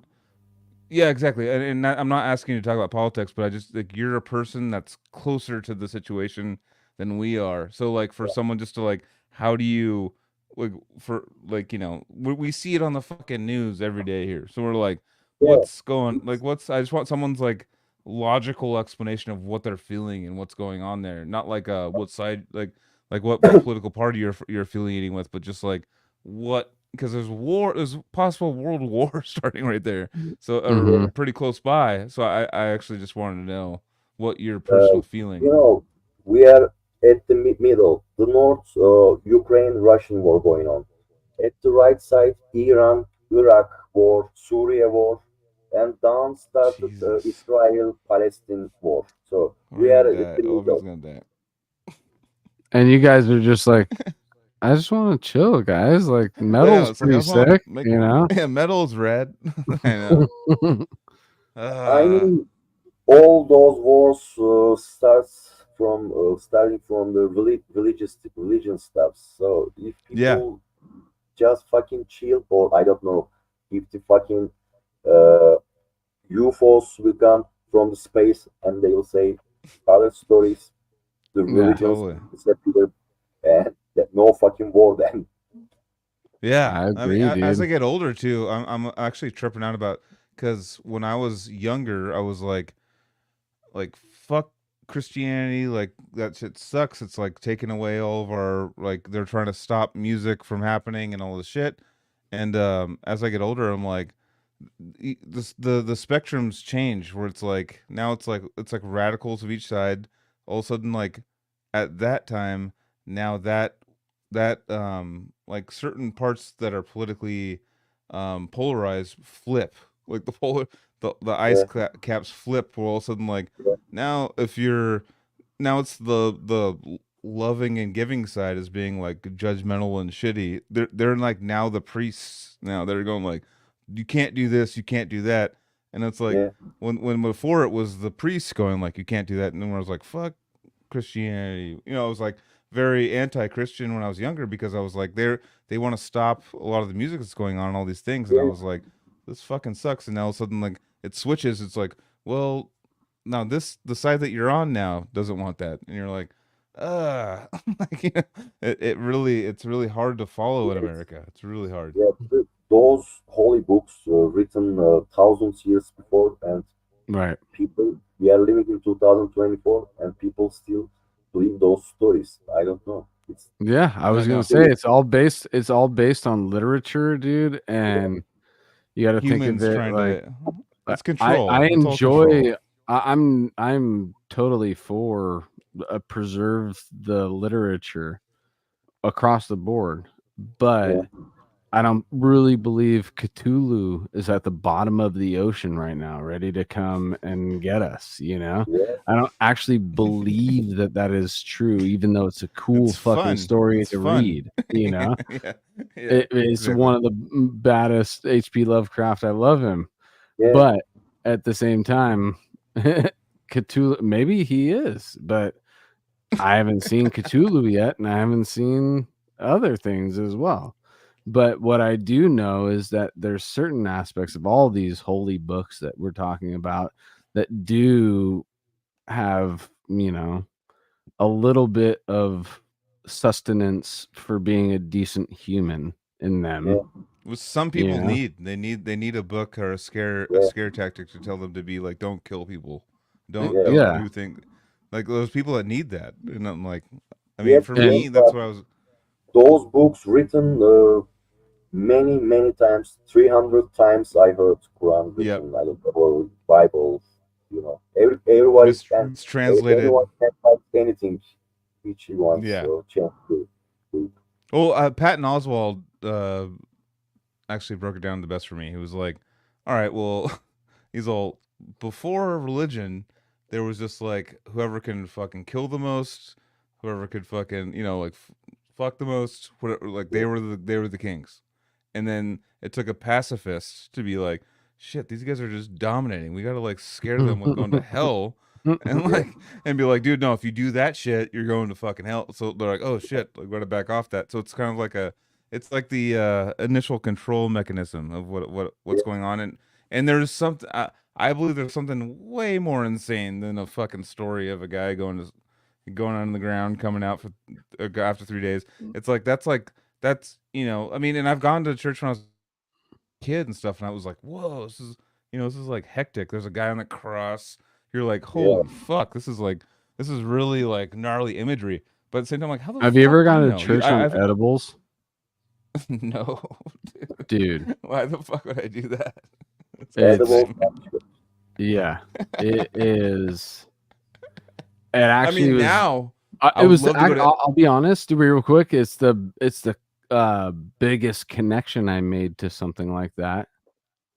When I was Just in of- church, of- I was of feeling what? the energy of the room, and I was realizing that everybody around me is actually believing and feeling what they're feeling. It is a genuine thing.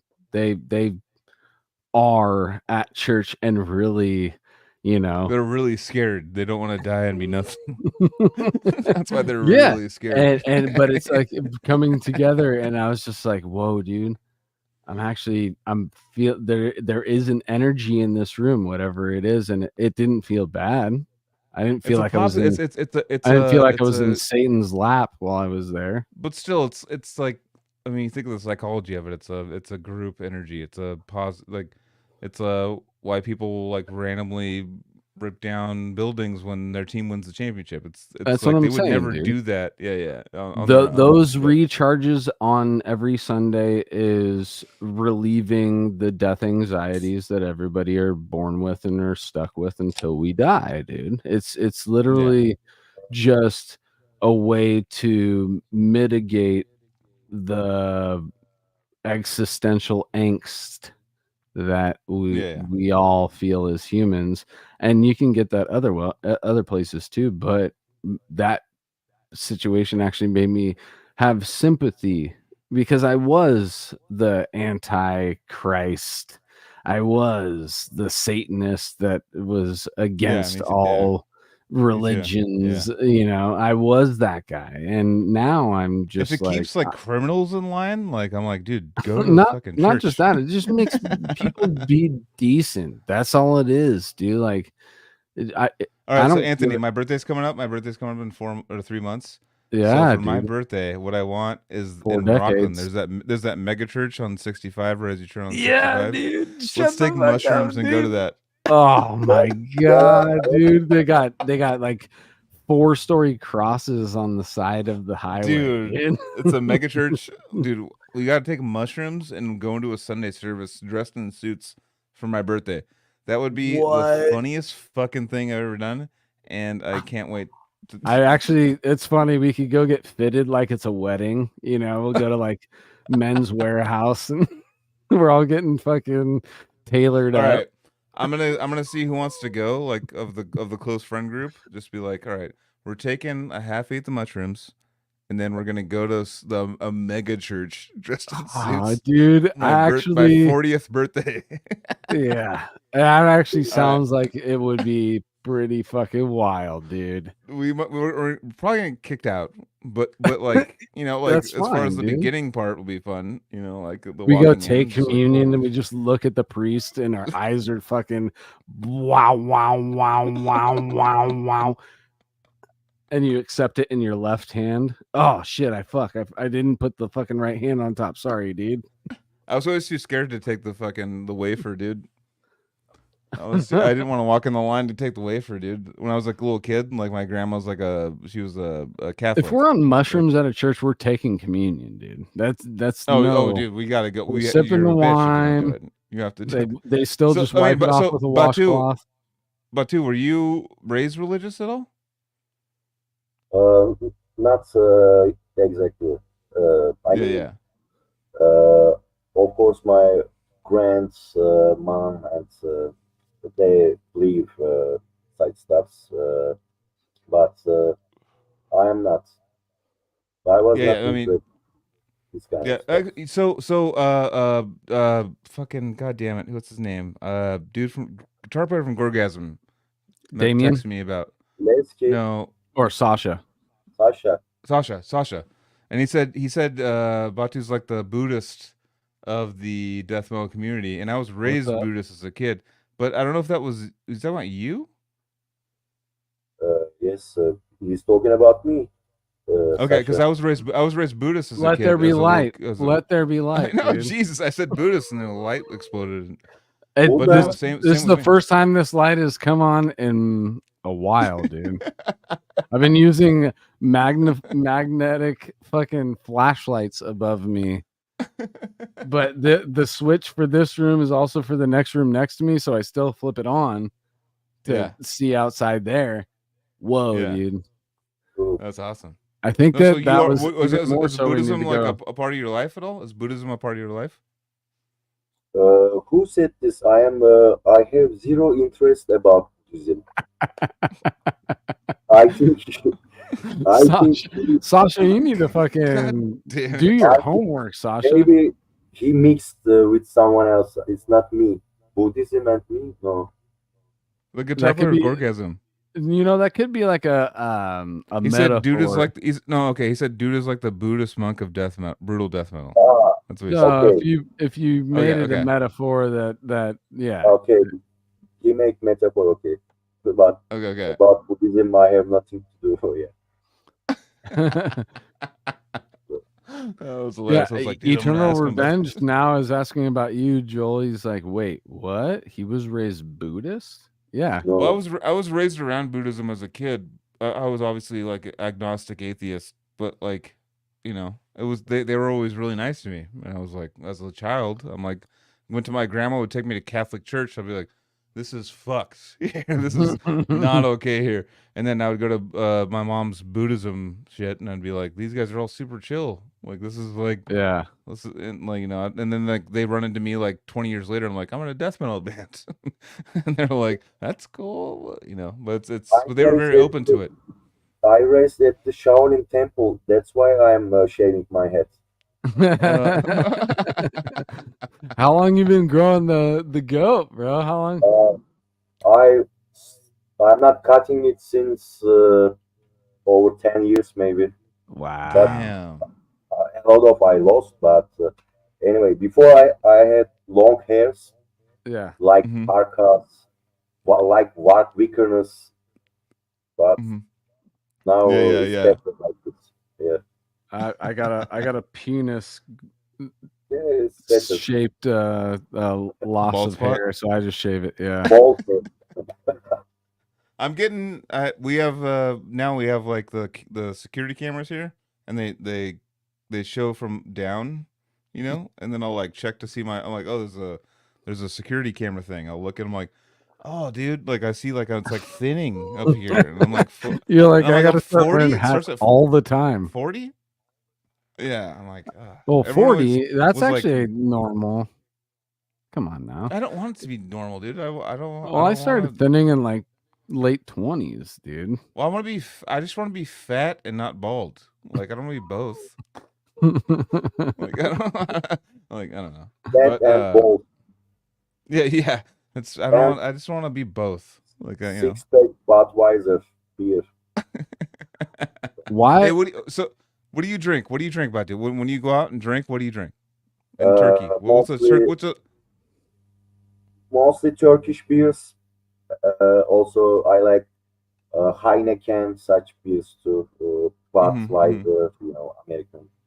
At the USA, mostly we drink coarse beers, Bush, Okay. stuff. Is Turkish beers lager style, like Yeah, lighter both, beers? Yeah. both Pils, Lager. We have also craft beers too. This kind of stuff, you know. My hipster guitar players are drinking craft beers, and it's fucking expensive at the USA, like $10 per Yeah. glass. And For one? Oh shit. I'm just buying usual piece, $1-2 at bar, and it's okay. Yeah.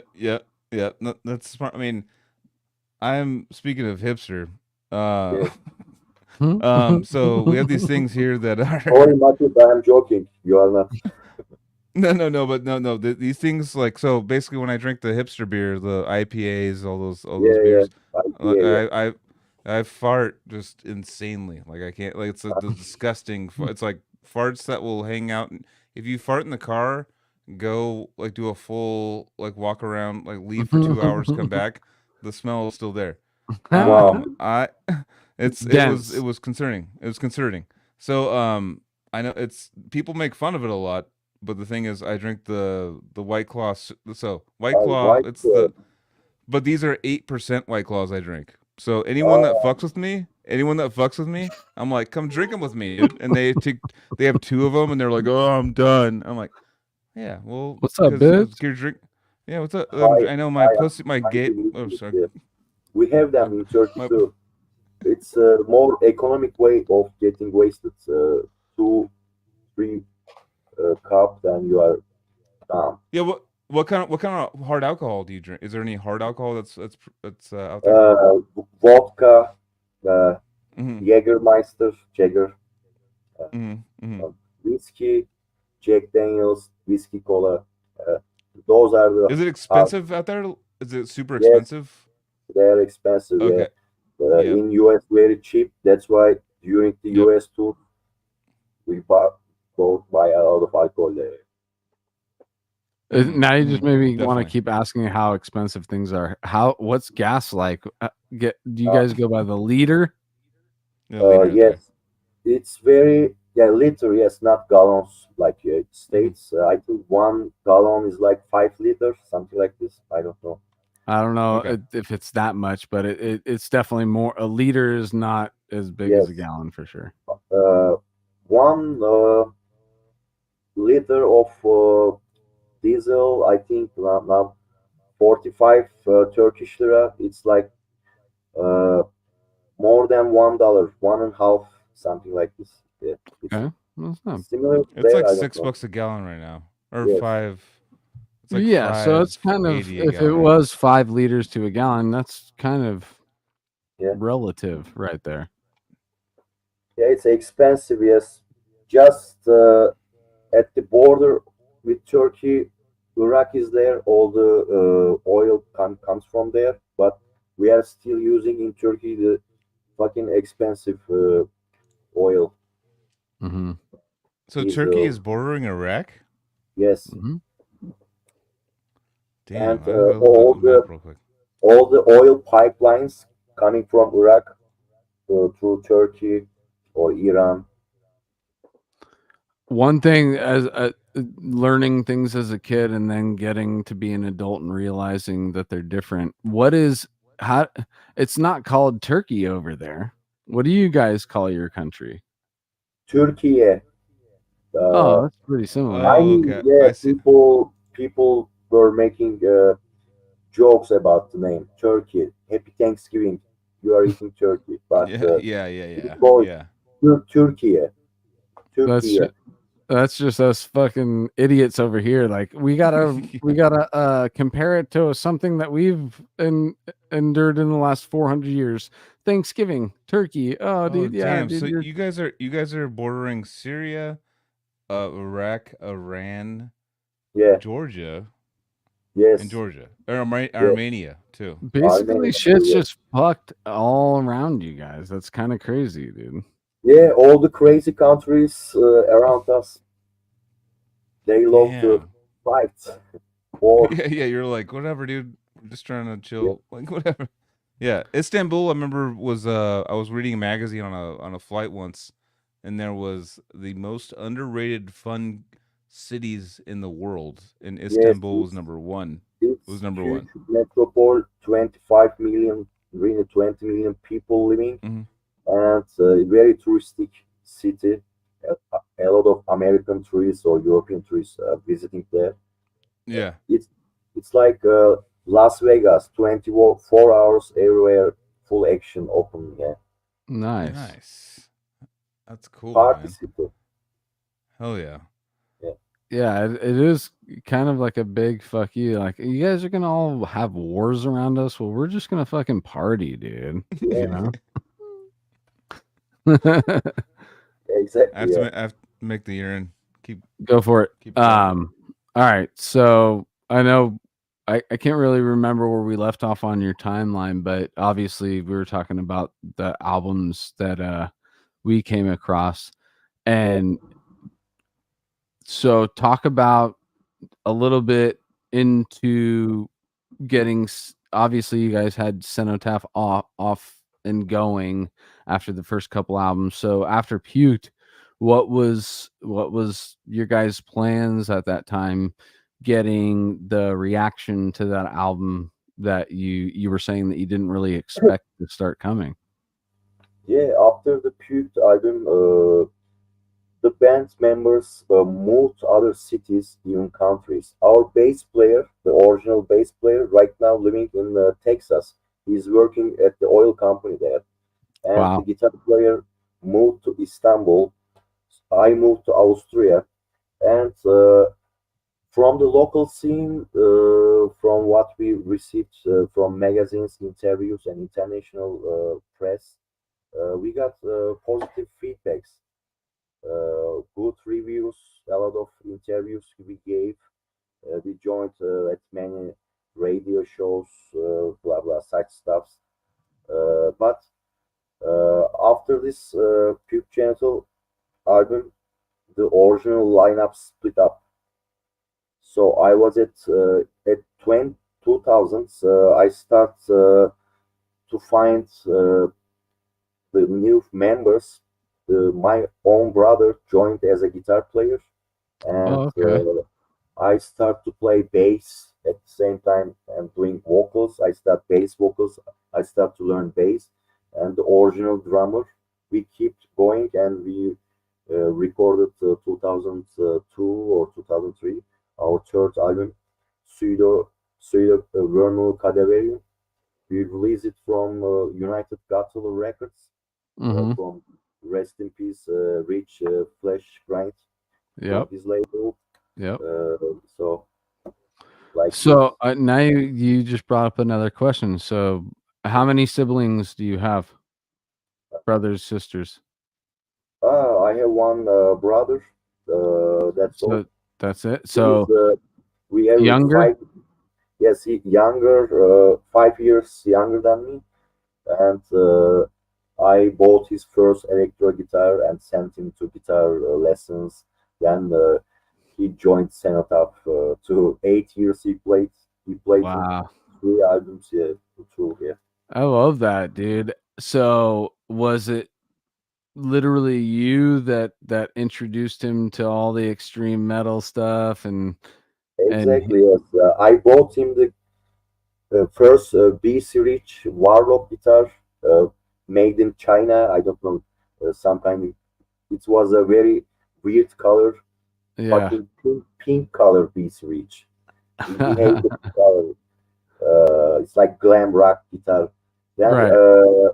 I bought it. I brought him the Slayer tops, paper printed tablatures, Yeah. and I gave him the South of Heaven tape. And just 2 weeks later, I heard he started to play South of Heaven first song. Wow, I thought he's good in guitar. Then I introduced him with the other dance guitar players. So that's how he started playing That's guitar. rad, dude. Is he still down with Yes. underground music still? He has another band called Sights Fair. It's like At the Gate style Swedish melodic death metal. Nice. That's awesome. Have you? So I know out there, like, there's bands like I think it's this band called Phoenix, and they're from like Romania, I think. But they basically. Have you ever thought of doing something similar? I've seen some European bands do this, where they do like their father starts it and they do it for their until they retire or whatever, and then their son takes over and starts Yeah, playing. Is it's that like something that like? Defeated Sanity, Yeah, Wolfgang, yeah, and exactly. Lila. Exactly. I mean, I've seen it with like, because I think this band started in the '60s, and then a Yeah, main guitar player passed away in like 2005, and then their son just came in and took his spot, and I was like, well, that's kind of cool. That's like, to me, I was like keeping the fucking like a lot of bands nowadays, especially like with death metal yeah, and stuff, you see a I lot of the think bands just going like hiring. Oh, you're good, you can play it, so come on in. But like if it's your family, Lila was very lucky. He played in the same band with his dad. yeah, yeah, Fucking cool as fuck stuff. I can't imagine playing a band with my dad because he's I out of. know. He's a military guy. He's out of music stuff. Totally, totally. It seems like the most like trippy style of doing things. Just going like, all right, well, hey son, you're born here. Play this guitar like I play it. Yeah, When I die, you take my place in the band.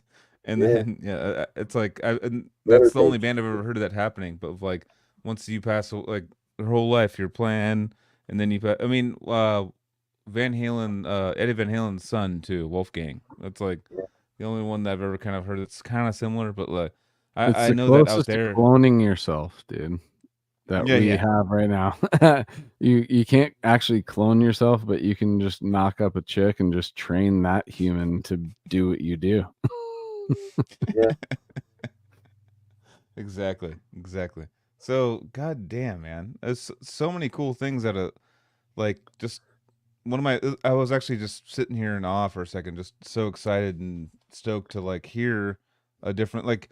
There's a Krasakata that's from Iraq that I kind of wanted to go on here. That was like they would go jam, go home, and their fucking jam space would get bombed and just be Yeah, gone. dude. Like, but they were so down with like practicing and metal.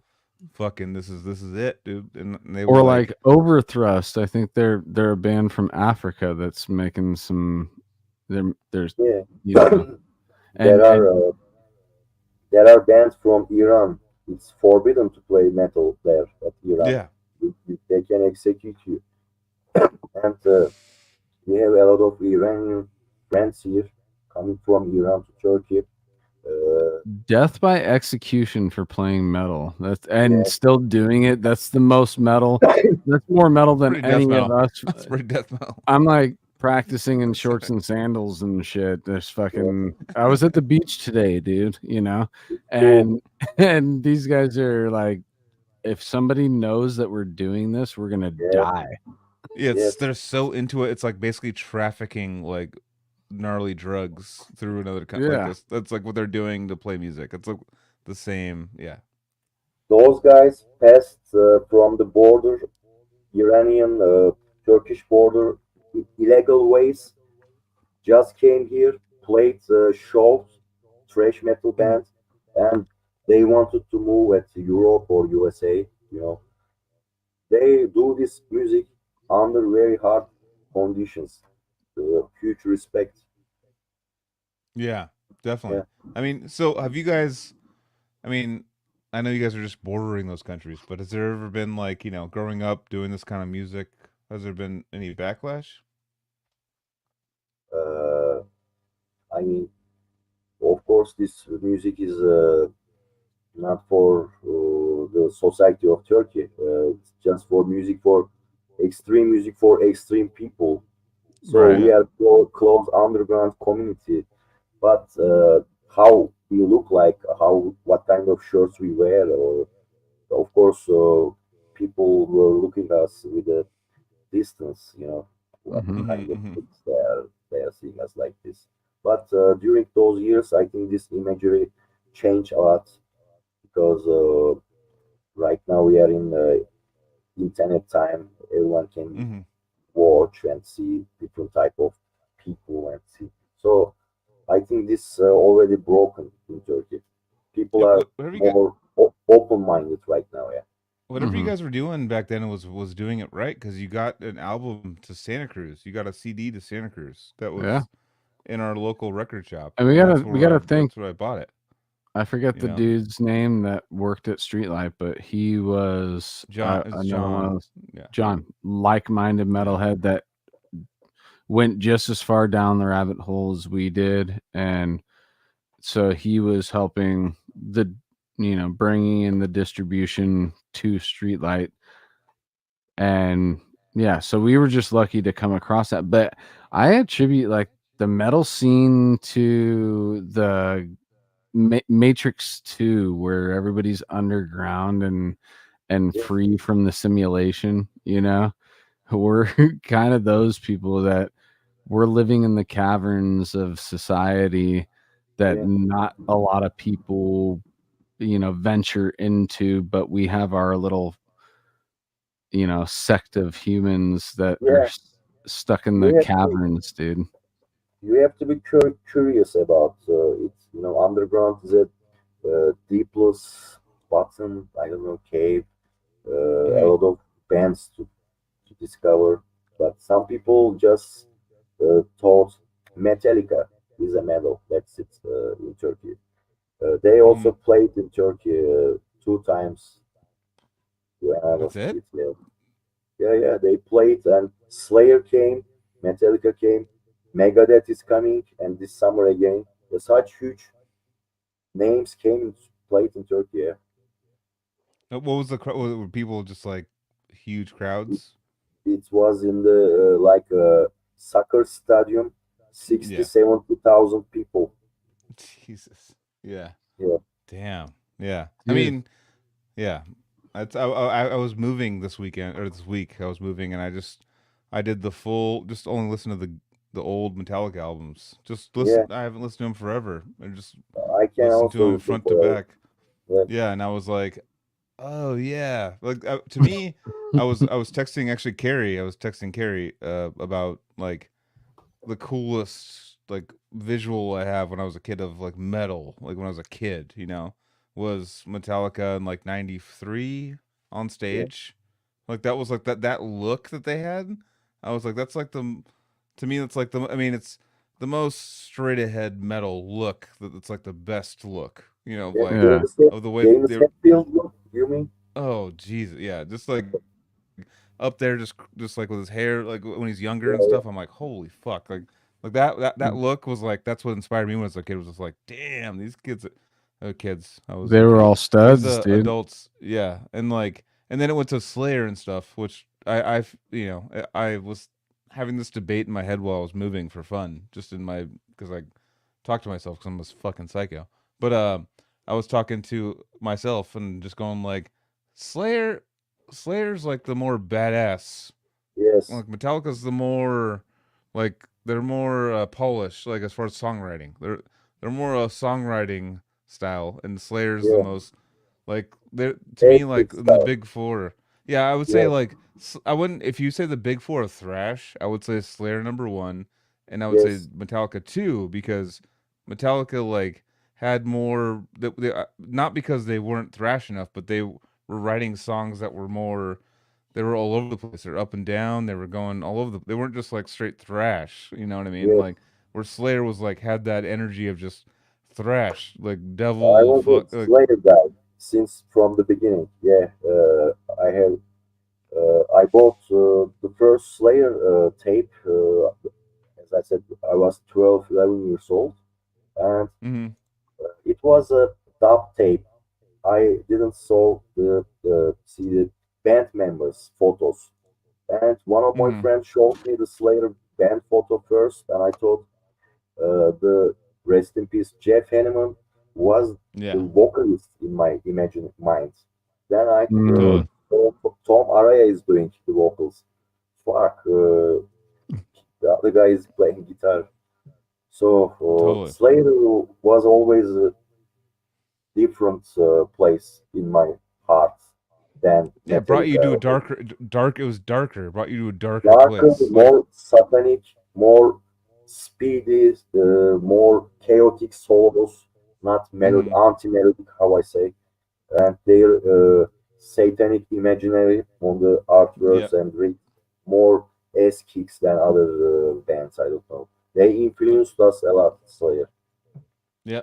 Fuck yeah. I mean, you listen. Just go back and want everyone that hasn't listened to Slayer for a while. Just go back, listen to Show No Mercy, Hell Awaits, Yeah, Rain and Mm-hmm. Blood, South of Heaven, Season of the Abyss. Just do yes, those albums again. Just listen to them. You'll be like, And look at the oh, years they came out and be like, oh yeah. shit, they were doing it oh at that shit. Also, time. It's also yeah, fucking amazing productions and yeah, sound wise.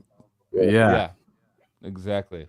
I mean, because I wish Hell Awaits was done a little better because Hell Awaits has Hell Awaits would probably be up there with Rain of Blood for me if it the production was better because At Dawn They Sleep, oh my god, that's like one of the sickest songs like I've ever like they played that live on their Live Intrusion and that's like the scariest fucking song of all time. Like that's like it's all you know that you know it goes yeah, and like there's a part where on Live Intrusion where fucking Tom Araya is scanning the crowd and this is done by NFL Films this production on oh Live wow, Intrusion so it's like pro video and he goes yeah. like kill kill Oh, I've kill he goes seen that clip. kill Yeah, kill. I'm like, oh, I'm like, what? I get, I have chills just even pretending to do it right now. Like I was like yeah. watching that shit live and just going like, holy fuck, that's like one of the most like, I mean, as a Californian, I'll say gangster, but like It is badass gangster, dude. things. It's like it 19, got me. Yeah, it scared the shit out of 1996, me. I first watched Slayer live. They came to Yeah, Istanbul, and yeah. their drummer at that time, not Lombardo, Bostif. Was it Bostov, yeah, Bostif? Yeah, yeah. yes, He and lives in my town. He lives in Santa Cruz. and carrying through his guitar pick. I catch one Slayer on it. The big Yeah, pick. Yeah, yeah, yeah, yeah. yeah. It Slayer's was the great. NWA of metal, dude. Yes, yes. Native with attitude. You mean this band? Which one? Say it again. NWA. Yeah, Uh, Nigger with attitude. The yep, rap yep, band. yep. So, Yeah, yeah. I It's with like Yeah, them. Eazy-E, Dr. Dre. Yes, yes. Hell I'm yeah, listening dude. them often here. So that damn. brings me to a question that I didn't get to ask earlier. So we all have had this path into extreme metal, and then you get to a certain point where now I need to branch out further, so you get to different things like hip hop and electronic music. What is it Oh, about? sorry.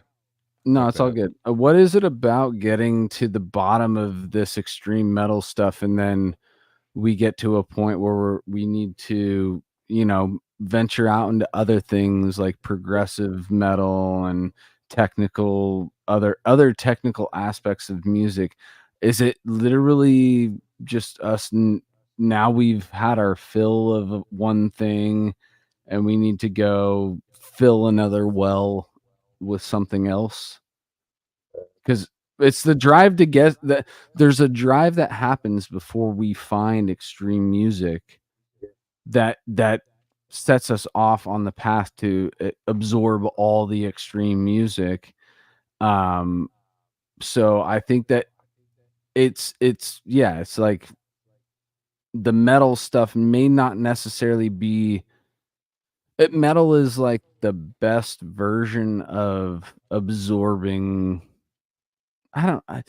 There's something that drives us before we get to the metal that our similar aspects of our minds that make us want to just absorb everything. Yeah. Do you get what I'm saying? Like, it may not be the metal. There's something about us before we get into the metal that makes us just want to take it all in. I don't know. Well, I think a lot of it too is like I don't know. I'm just guessing. So I'm way into sports. I love sports, and it kind of like things start at one place, and you're like, what about this? What about this? What about this? What about that? It's like, what's cooler than this? What's more badass than this? It's like a almost like a testosterone-y kind of thing. That's why like when you see like a lot of people like joke around like about like when uh other sexes get into the scene, it's like are you really? Like we went through like it's kind of like a chest bumping bro trying to like, oh, that's not brutal enough, dude. What, you heard of this band? You heard of this band? It like turns into like it starts like a wave of kind of like I think it's only honestly I think it's like a testosterone male thing that we're just Well, like, that I mean, in the I'm metal breaking it realm. down. In the Yeah. metal Oh, you're realm, talking but about I other don't think things. that testosterone is making me want to listen to King Crimson after I've had a Well, we month get of older and we sauna get a possession. little, we get more wise, and we want to like reverse Yes. engineer or When when you get older, of course, you want to listen not always every day, 24 hours metal. Some Yeah. other type But music at too. one point, we all did. At one Yeah. point in all three of our lives, No, we there was didn't. something that. No, we didn't. We secretly listened to other things, but we were like, no, dude, we're only listening to the most brutal metal constantly. But we all knew that we were But listening to even like at that Depeche point, Mode in the background. there was some point where 90% of our listening was Yeah, Yes. 100%. metal and Yes. extreme metal, Mm-hmm. and then that um percentage lowers as we get older, and I think there's something else that we're still striving to find. If we There get are That's a to a lot of good question. sorry, Good question. there are a lot of bands, new bands to listen. A lot of new stuffs pop up every day, new albums. But I am still listening to old stuffs which I enjoyed before, and still I don't know. There are a lot of cool albums coming out in brutal death or other extreme music, but I still like the old stuffs from 2000s, like Deep of Flesh, for example, Discord, this kind of stuffs. yeah, Volume Small, yeah, that'll stay with us, old unique leader records, Mm-hmm. right? That's fucking crazy because basically when before I was on a unique leader roster, I was Yeah. like, Cenotaph's fucking insane, dude. Yeah. I was like showing everyone you guys like I before I will, even got the opportunity. I will tell something. 2006, so after we recorded our Reincarnation in Gorex's album, we sent Hmm. out the promo CDs around, and Deeds of Flesh, rest in peace, Eric Lindmark, Hmm. wrote us back. and said, "Hey guys, let's sign. I like these records." Blah blah. Yeah. We said, "Okay." Then I wrote him back. I don't know if something with the internet or email something failed. He didn't reply back. At that time, Jamie from Brodokin, they had still have, I think, Unmatched Brutality Records. So we Mhm. signed with Unmatched Brutality Records. So Unique Leader canceled. Then later, Eric said, "Why the fuck you didn't Oh answer no. me back?" Yeah, so bro, I wrote him Shit. many times, but anyway, that's Eric maybe was well, when we were active with Unique Leader, Eric was a very phone centric person. Yeah. You would yeah, have to. He was old school, like let's just talk on the phone, yeah. and that is a Maybe good thing and a maybe bad get some thing. turkey. Some turkey. Maybe it went to the spam box. Maybe it was like, Uh, this is Everything possible, yes, but yeah. it's not late. I don't know. For our next releases, maybe we can work with them. But right now, their roster completely different than Yeah, Golden Age yeah. of. It's Dude, yeah. that new you just mentioned Jamie and Brodequin. That new Yeah, Brodequin's fucking crazy, dude. yeah. That is, yeah. I was Uh, when I was at Austria, suddenly in my mailbox, Jamie sent. We don't knew each other before. Brodokin Instruments of Torture CD, and he wrote, "Hey, we are Brodokin. Check this out. This is our music." I put it in my CD player. I thought a very weird logo. It's not like brutal death metal bands, right. but Mhm. yeah, then I started listen. Fuck, I was blown away. What is this Yeah. stuff? Like dark funeral style blasts, Mhm. metal, bru- brutal vocals. I liked it a lot. Later Hell I yeah, told, No, dude. definitely. And that new one, it just yeah, the shows new that one they're is still. also very cool. I like it. Hell yeah. That's Yeah, awesome. I'd like to get Jamie on the show for sure. Shout out to Yeah, anybody who can link us up. I'll let's do But it. yeah, Batu, that's like, what do you listen good. to? Like to this day, you get, sometimes we get over brutalized with death metal and metal and stuff, and we're like, all right, Yeah. we got to listen to something to bring us to a different vibe. What do you listen to besides death metal Ah, right now, today? nowadays I listen a lot. Maybe you heard. It's also Turkish band. She passed away. Gothic, Oh, she dark. passed Uh, away. yeah, they are from That Turkey. they're from Turkey. I've seen them. I saw them Yes, in. I've uh, seen them twice in the last 3 years. I've seen yes, them in San Francisco, and I saw they them at are very Psychofest. famous. Yes, they are Yeah. very famous and touring a lot. Such musics. I was at their gig a few months before. It was nice. Yes, this such dark gothic. I don't know. No, I I mean love it. I love it. I I love it. I loved it. I yes was like, I I remember like like a friend brought me there, and I loved it. I was like yeah, sitting there, I just like to listen catatonia, typo negative, this kind of stuff. yeah, yeah, yeah, So definitely. yeah, That's not awesome. always So brutal she bad. passed away from Turkey. Yes, they are from here, Turkish band. Oh, crazy! Because my Yeah, friend was so like about 3 years ago was like, let's go to this because I was like, I'm a big Depeche Mode fan and all that stuff, and they're yeah, like, me too. go check out. She passed away, and I was Yeah, like, all right, well, I'll go check it out, and I checked it out, and I was like, I was at Paul Ryan, the Origin was hanging out because he was yeah, running the club, and we were watching it together, and we were fucking jamming, dude. I was loving it. I was like, I yeah, loved the vibe of everyone there. Everyone was very nice. Everyone was cool, but it was like dark. It was like I had a dark That vibe name to it. was dark, dude. It's But it's darker like than they it's are, most funny death metal it's because bands.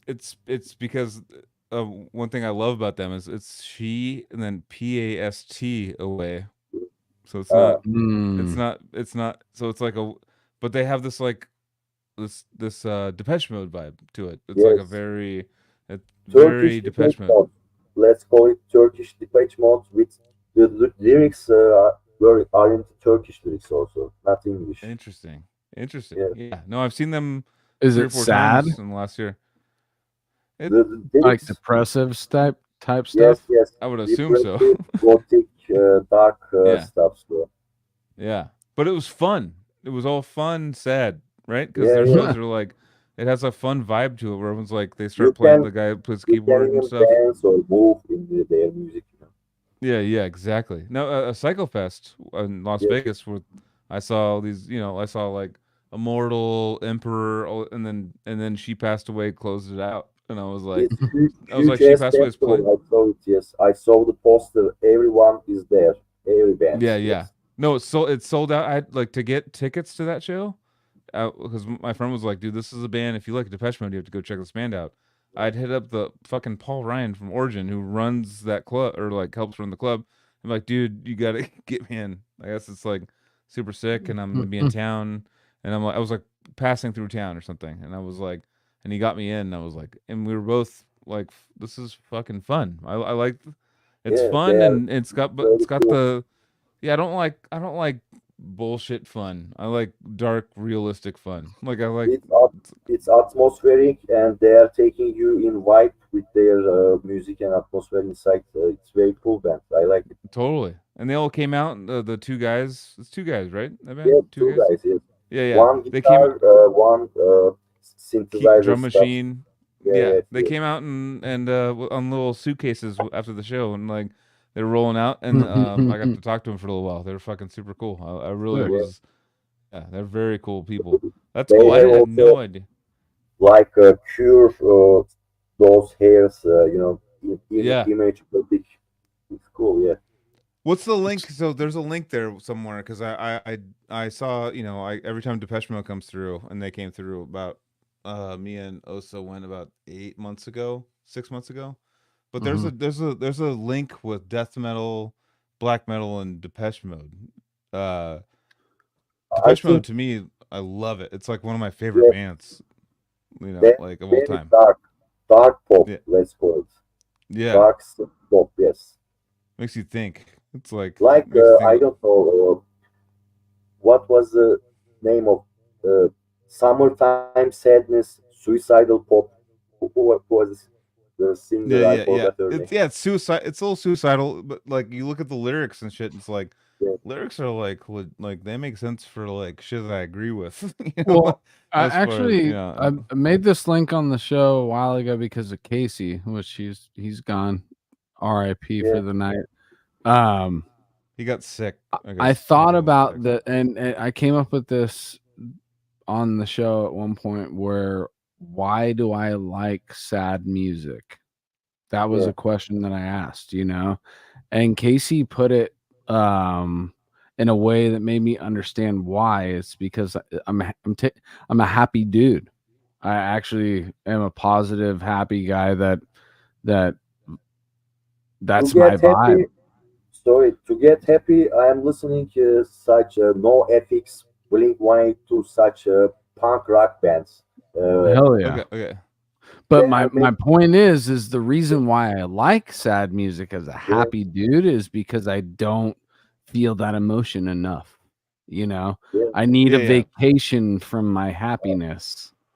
When I listen to the sad music, I'm taking a vacation to like From other remind people. myself that I can feel the opposite of what I Yeah. normally feel. I got Yeah. it. I mean, because you've That's been why- there. You've been there. Oh, yeah.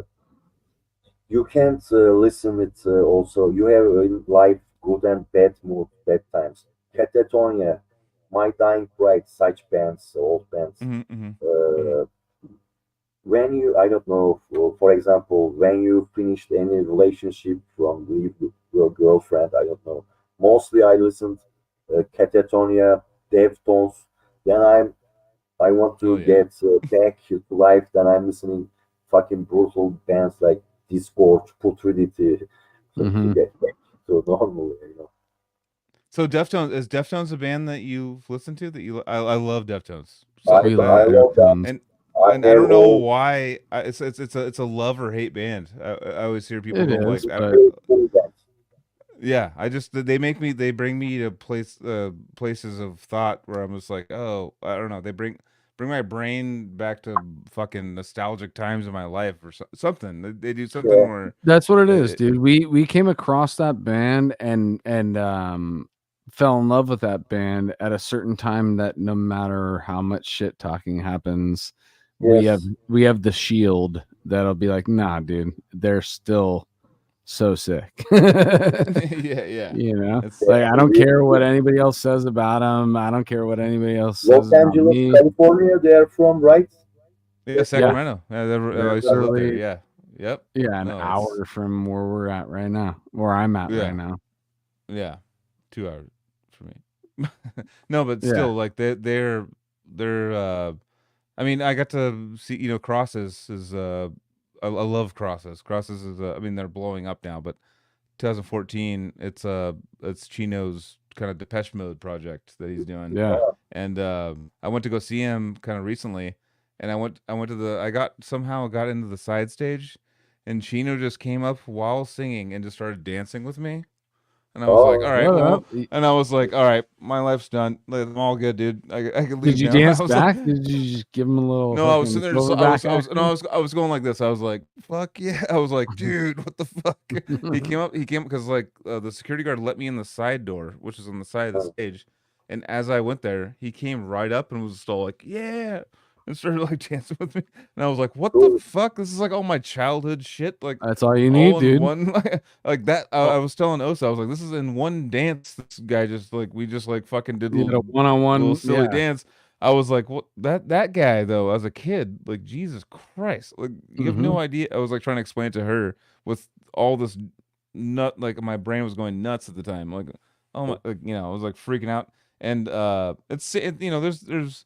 there's just a lot of people like that where it's like, they've during your upbringing and whatever you're going through, blah blah. They have a song, and well, it's like they kind of bring you through a time. And they understand that. Those those Yeah. are the real dudes that are up there now realizing I'm playing in front of guys or gals that came across my music when they were teenagers, Yeah. and playing to that, like showing you, hey, I'm out here for you, having a one-on-one experience that you just had. It was in literally a church. it's a gift. It was like a one-off show they did in a SF San Francisco church that sold out in like 2 minutes, but luckily I was like in line and got tickets. But like it was like a weird one-off show where Crosses was playing in a church, and like I was like, I have to go piss, so I went to go pee, and then they just opened the door to the side stage, and I asked the guard, I was like, can I? And then she just ran up and was like, yeah, pointing at me and started dancing with me. I was like, what the fuck? I was just trying to pee. Like, I was completely blown away. I was like, what the fuck is going on? But yeah. That's probably the most Jesus you ever felt in your life right there, dude. Yeah. It's definitely cool story, but it's nice. Yeah. It was fun. Yeah, it was cool. Instead of Jesus, it's Jesus, Chino. All right. Chino's this? Okay. But But no, it's cool, man. A lot of the different styles and stuff, because I know that, I mean, especially listening to your music and stuff, like you weren't just going like, we're gonna do the next death metal thing. We're gonna add something different to it. We're gonna, and what you guys did and took chances and stuff. And I feel like you guys are one of the most underrated death metal bands, like for the crazy technical weird shit. I will tell you one funny story. Yesterday, I made a video interview with a YouTube channel called Underrated. Yeah. Well, that's the thing, dude. Is the people that will find it like we did back in the early 2000s, I mean, distribution is much better now, and the internet's much bigger, and that is why that's why our bands are still prominent, in our little bubbles, but it doesn't negate the fact that you guys from the area that you are in the world, taking chances and making things that were unique for the time and still to this day, I think just as influential as other bands that are spoken about in this conversation of technical, brutal death metal. I do think Thank you. that I you appreciate guys it. are definitely a part of that conversation, and we appreciate coming across it and it being something that when we listened to it, we were like, oh shit, we need to up our game. We need to come correct. We need to, Fine, you know, yeah.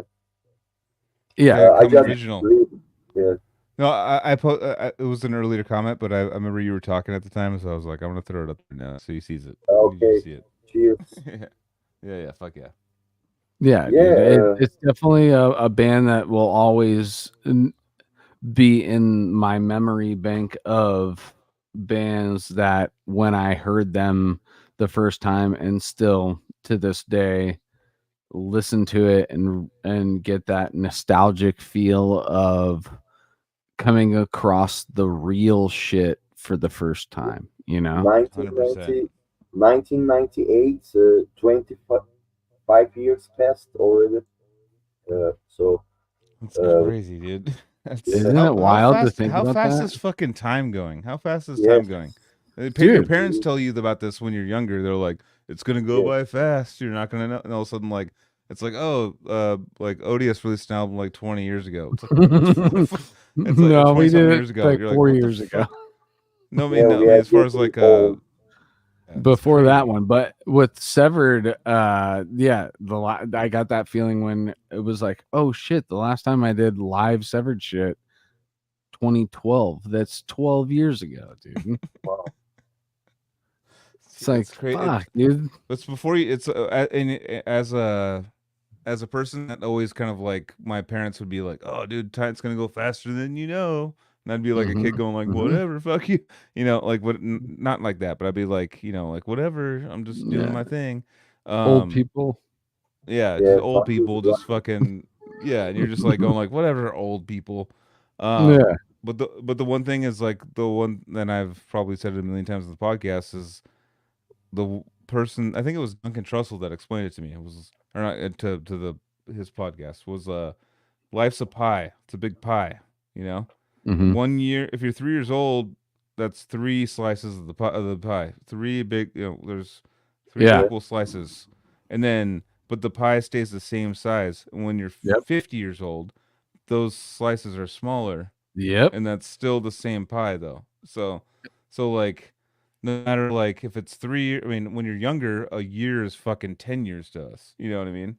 But when you get older, like 2 years is like a fucking 3 months. It's like What's like, trip just about it flies. is the amount of things. It's just about the amount of things you have to think about.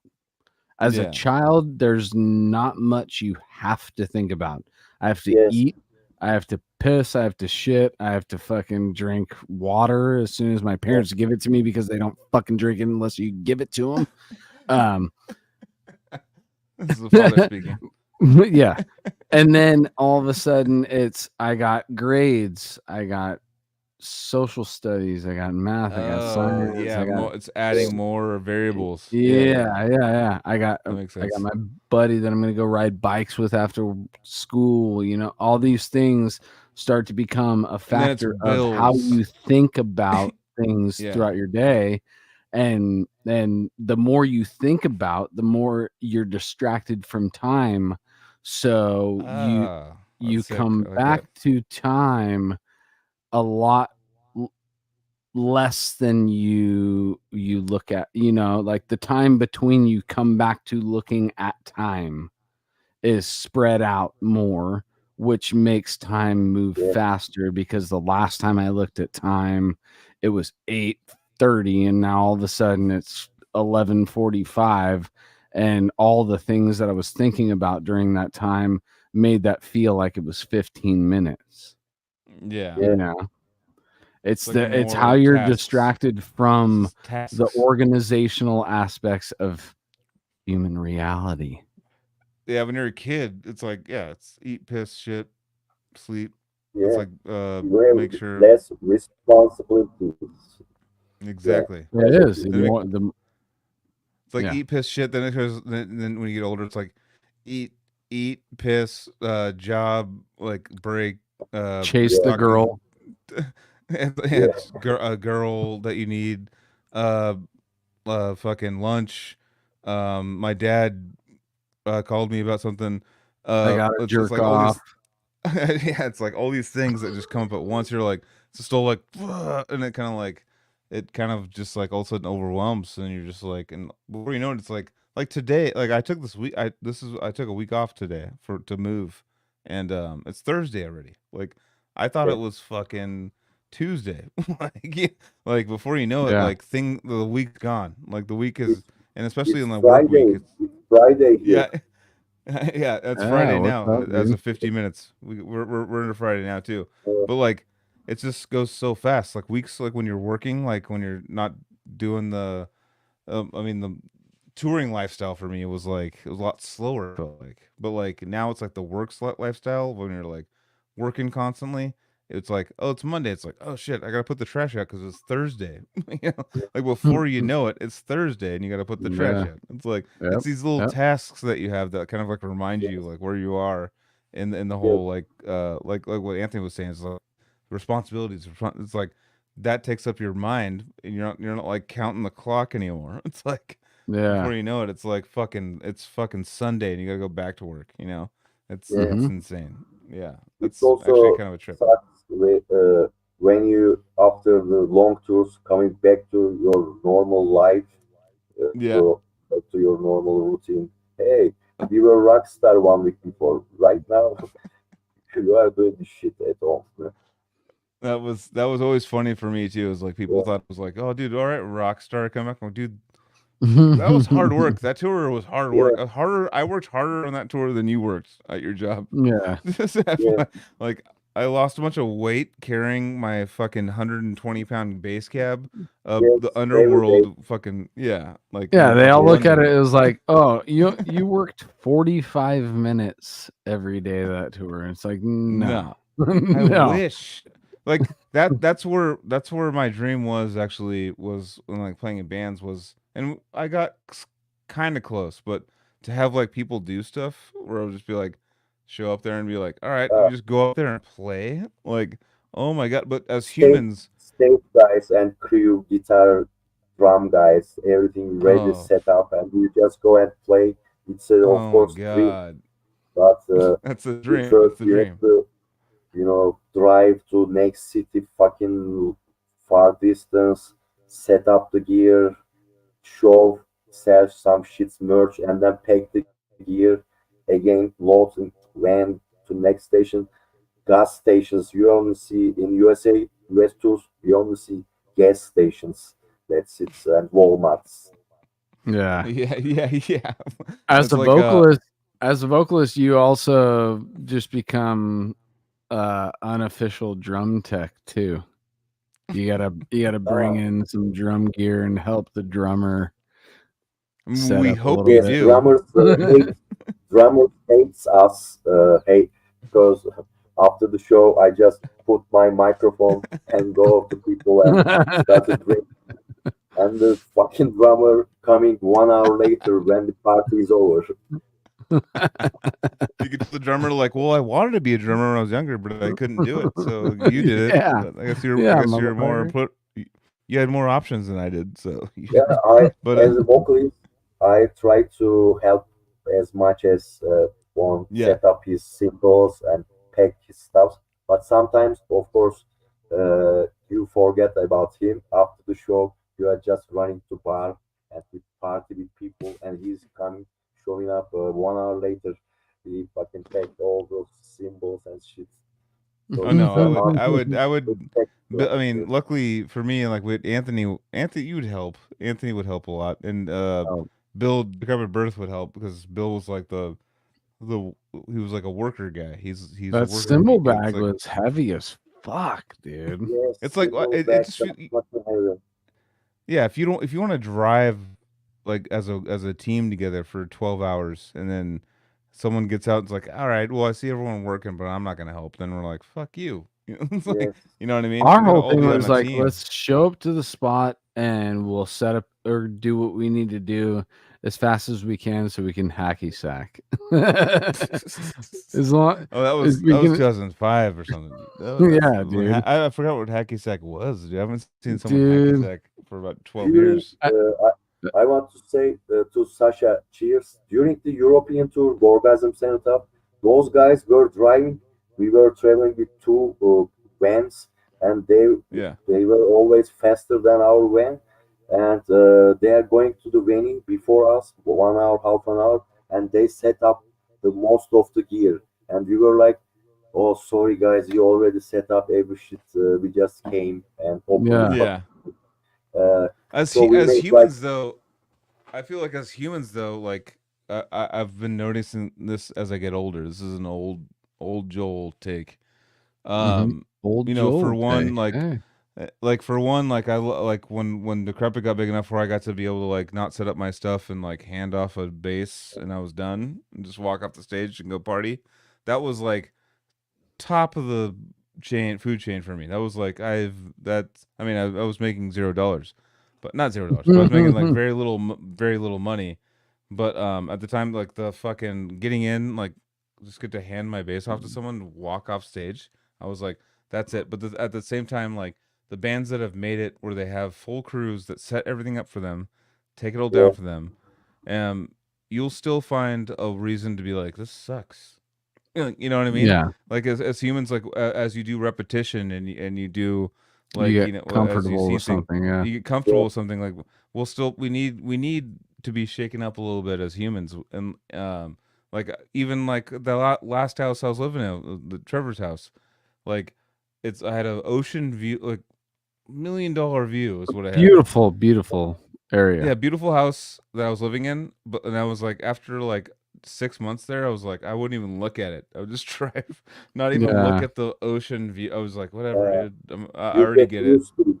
You get used to it, and Yeah. I was telling myself like I was just as happy as I was now in a small apartment by myself. Like I was just as happy. Like you know, it's like you find these things that like okay, well these are like kind of aesthetic things that like yeah, I it's know like this feeling. Yeah. yeah. I live in a very historical town, Austria, Salzburg, and Hmm. millions of tourists coming here each year to see the Yep. castle and Mozart's house. But I'm passing every day in front of them. You don't even turn and look Yeah, up. you're like, whatever, dude, get out of my way. You're like driving like fucking Trying to get tourist home, motherfucker. dude. Yeah, It's yeah, like exactly. I what gotta take a leak. I asked this to people who are living at Vegas, Las Vegas. Are you guys Uh-huh. every day going casino and play? They said no, No. we are not even going downtown. Just Yeah, very they don't hit that. Yeah, if you yeah. live there, they don't go to the strip. They Yes. just they With have their own with spots. with the past we toured from Vegas.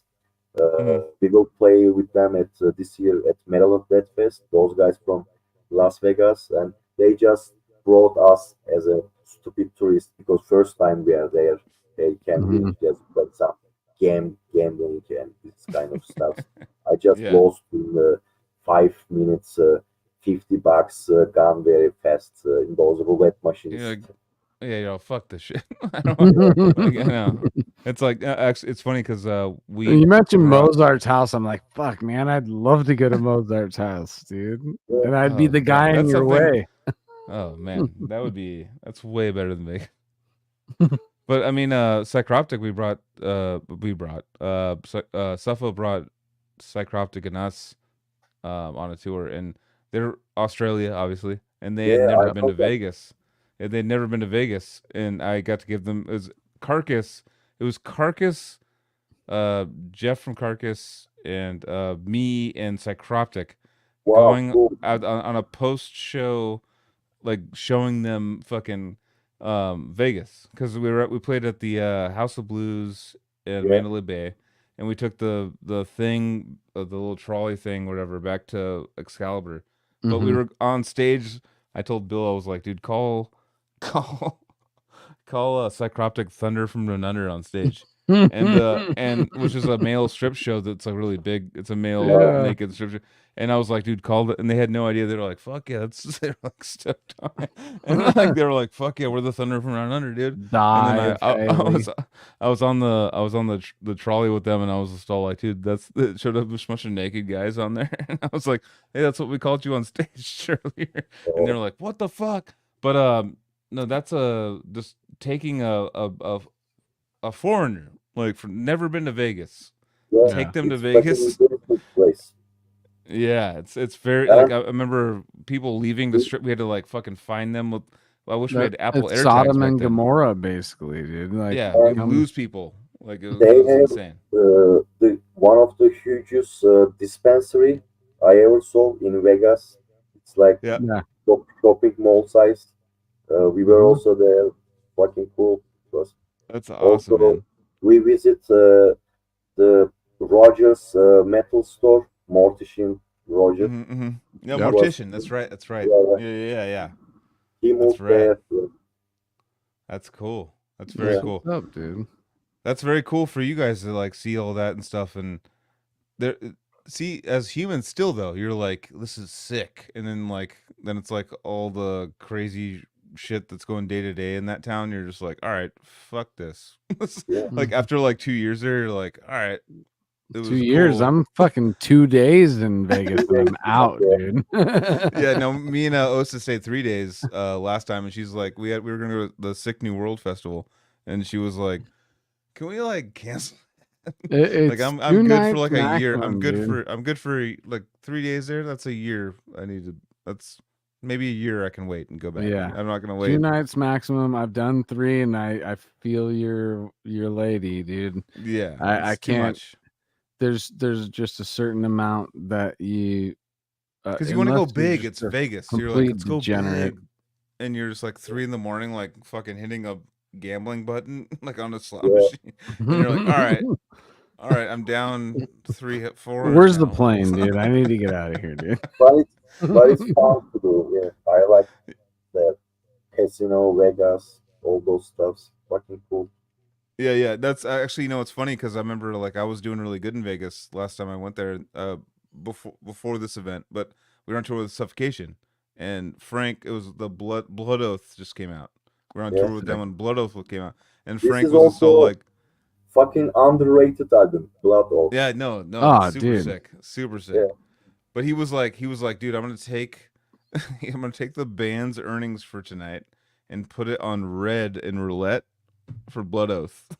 Oh. And I was like, all right, if you want to, like, they probably making, I don't know, I've over 2,000 a night, but just straight up just took the earnings and just threw it on red, and it hit. So he immediately doubled it. So it was $5,000 or whatever, $4,000, $3,000, whatever he made. But like he doubled it, and then just me and him like went to the tables and stuff, and he made like $7,000, and I was like, oh yeah, you just win when you go to Vegas. Really? Well, I mean, Like, you can't lose. But I'm like, I went there and just I lost my love- ass every time. Always the casa wins at casinos. Yeah, you're Yeah. probably like a 20% chance of winning a profit. Yes. my Yeah, whole something thing, dude, is I had that one experience too on roulette where I had, and I'm not joking, 13 blacks in a row. Oh, Dang. fuck. 13 blacks in a row, dude. I'm gonna clip I'm- that, dude, and I'm gonna. I took, gonna like- cancel you. I made 50. Hero. I turned 50 into $1,000. Yeah, I did something like that when I was Oh, yeah. 21. I did that too. Same Yeah, thing. it was wild, bro. And the feeling is so crazy when that's happening. When And you can't afford You shit. quit or you kept playing, or Yeah, you just I kept leave. going. I just kept taking it as far as I can go, and I came out on top. But I've been to Vegas fucking 10 times. Yeah, That was one time. You're 1 The for 10. rest of the time, Yeah. I'm walking around with a monkey on my back. You lost 500 already, dude. You know, that's the shit. So the last 2 times I've been to Vegas, $0 gambled. I had the best time I've ever had in my life. Yeah, that you've lost feeling. It was just I dragged you down on top of literally it. treated Vegas like I was going to gamble. Just showed up with a few G's or whatever, and just said, "Fuck it, I'm not gambling. I'm gonna go do some cool shit. I'm gonna go eat at the best restaurants." You know, Yeah, and Anthony's got like 37 kids, so like a few G's is like maybe one. I think restaurant. every time we do an episode, the number goes up. It was like 5 in the beginning of this. Now it's 37 children, dude. And I would support all those children if I actually had 37 children. Well, my grandma, RIP, who just passed away. Love you, precious. But she would always say like, dude. she would say that the funny thing about her, she would say like, there'd be a guy with and a woman with a bunch of kids. She's all, you think they figure out what causes that yet? Dude, RIP Grams, dude. She's got some heaters, funny. dude. Oh, dude, she's so funny. But yeah, she like I mean, but when you go traveling, especially with kids, like your costs go up like insanely with the more persons you have with you. So it's like you gotta like, you don't want to be the selfish dad like fuck it, dude, I'm gonna put $5,000 on rest. Yeah, no, like, that just doesn't happen. Fuck up the whole trip. Like I said, Vegas has always been the place where you just save up the amount of money that you know you're not coming home with, you know? Yeah. So why not bullshit money instead of put that into fucking slot machines and roulette tables, go take your lady out to a sick dinner or go see the fucking whatever they got, the neon light graveyard or whatever. See some cool shit, dude. You know, your money will take you.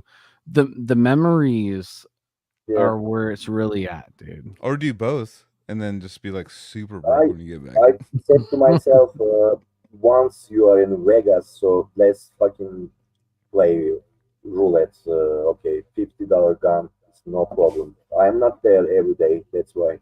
Yeah, exactly. No, I mean, it seems like even they say penny slots there, and you're like, and then but you're like, no, but do you want to do max bet? Max bet's like $10 a pull. It's like $5, $6, $7 a pull. Yeah.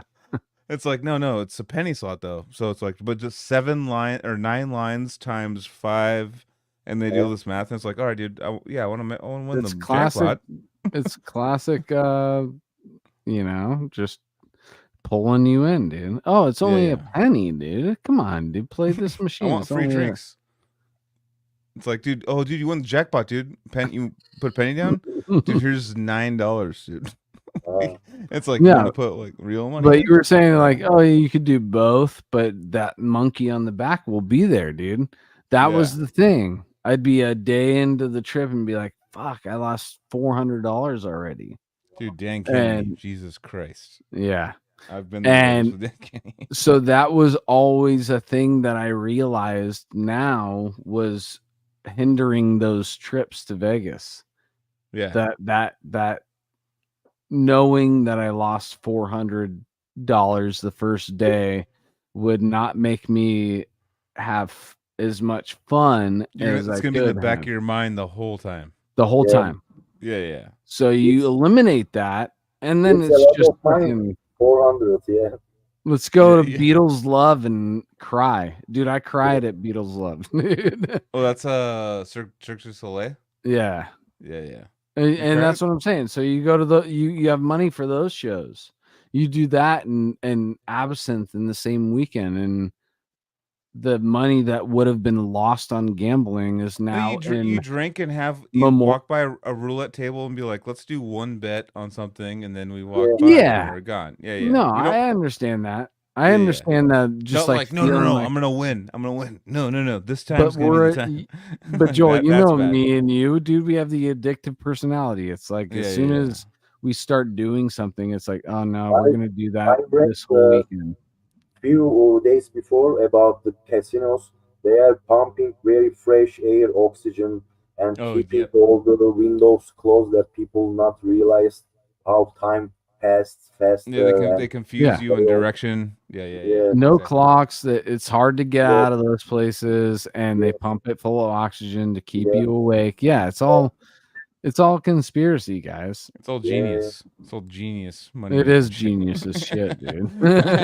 They should pump And people oxygen into the fly into metal. that. People go like, dude, I'm Yeah. gonna fly there, dude. I'm gonna check Dude, that out. at death metal shows, they should pump the oxygen like they do at casinos and see what happens in the pit, dude. The Yeah, pit will yeah. probably fucking the 24 pit would hours. go no off, sleep. dude.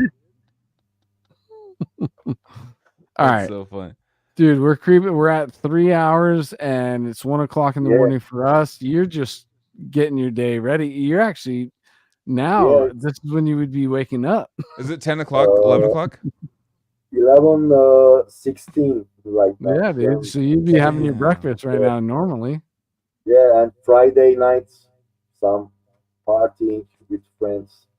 Nice, Well, dude. dude, happy fucking birthday and Yeah, yeah, dude. thank you for fucking showing up and doing all this, man. I know that Thank a lot you. of people in countries like that are like, fuck, dude, I don't want to do like an early morning thing, and you've been a very fucking Yeah, it influential. was difficult.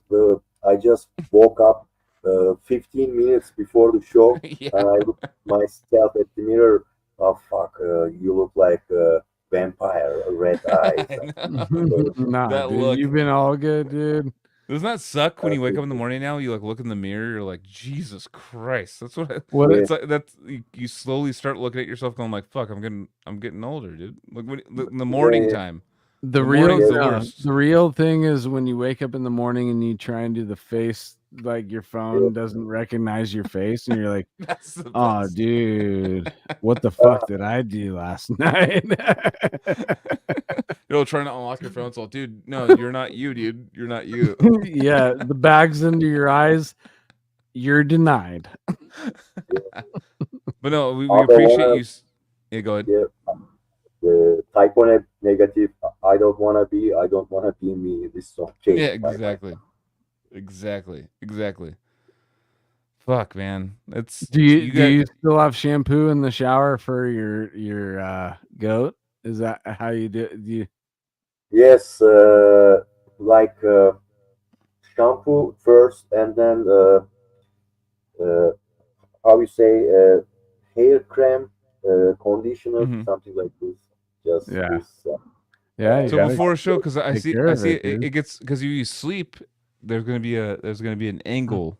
It's gonna go in Oh, it's yeah. going a direction. So before a show, do you like? How do you straighten? Like, do you let it just hang to the side, or do you just like straighten it before a show? Like hold No, it. it's just straight, and I have plastic, stuffs, elastic, Oh, like okay. band, yeah. That's cool. So- That's awesome.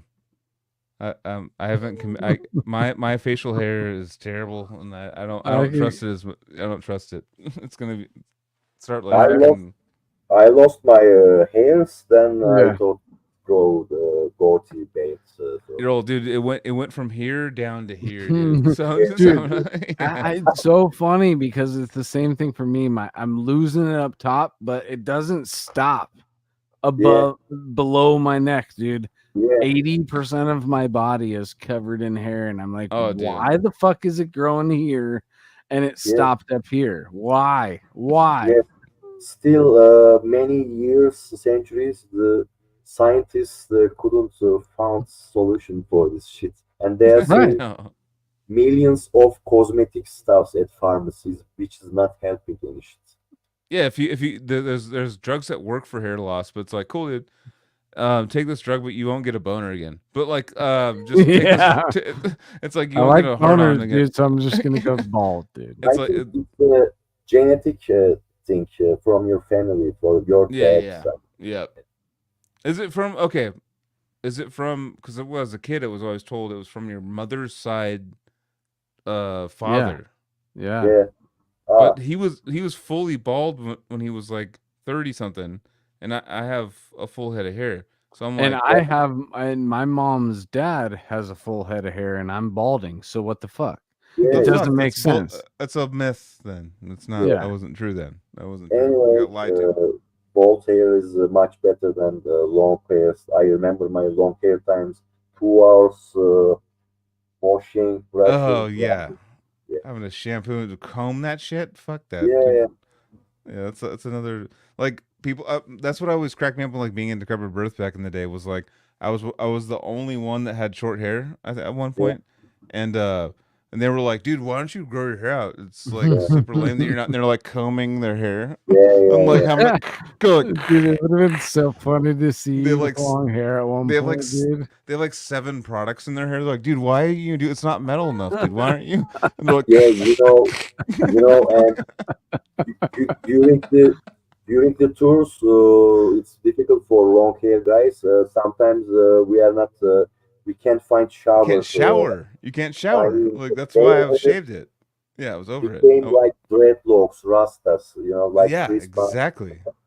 It's like, and then that the gross like not washed hair touches the back of Yeah, your neck. Ugh. yeah, Like I'm not dealing with that shit. I'm shaving the fuck out of my head. Like I'm yeah, not doing. I'm going bald. I'm going like artificially bald, dude. I'm using a fucking shaver, and I'm not yeah, having that hair. But I mean, they were like fucking. They were down. They were like back in the old school metal days. They were like, dude, your hair's not long, dude. And I was like, that's fucking lame. I'm like. I All was right, at dude. the Well, I barber spend shop. 3 minutes on my hair, dude. When I wake up, I spend 3 minutes is an exaggeration. I spend Yeah, like 17 seconds to Yeah. 49 seconds on my hair, and I've you have to been like, low maintenance since the beginning, dude. yeah, Low yeah. maintenance, dude. It yeah, doesn't look as cool on stage, which I get what they're talking like old school metal dudes in the 90s. I get it what they're talking about, but I'm like at the same time, like I'm traveling, I'm like nah, dude. Like I don't want like a grease ball on my fucking back of my neck. I'm just not. yeah. Like I don't know.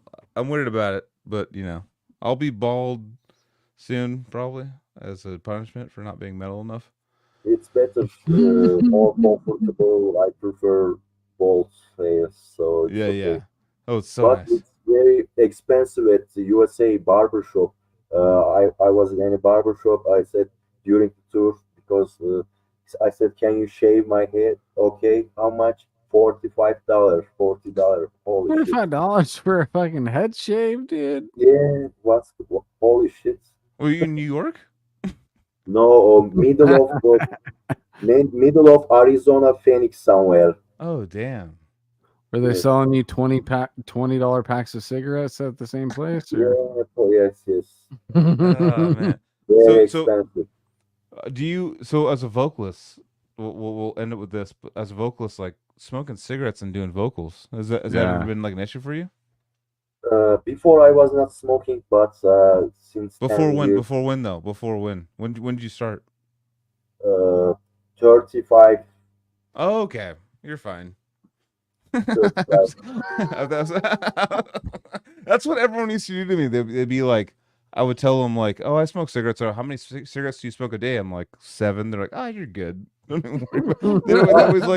They would always blow it off to me, and I'd be like, "Oh, I'm good. I It's fine." smoke half package, sometimes weekends one, or depends how party goes hard. Yeah, yeah. No, it's yeah. To make them like, you got to make cigarettes worth it. Like Yeah, when you do it, like my grandfather was a firefighter, and he was smoking like 2.5 packs a day. Yeah. holy shit. How the fuck do you find time for that? Like, But I don't even. you know what's crazy is that in that 2.5 packs a day, I had there's only uncle, like 4 yeah, cigarettes that yeah, your uncle was into. my You know? uncle, yeah, was also not using.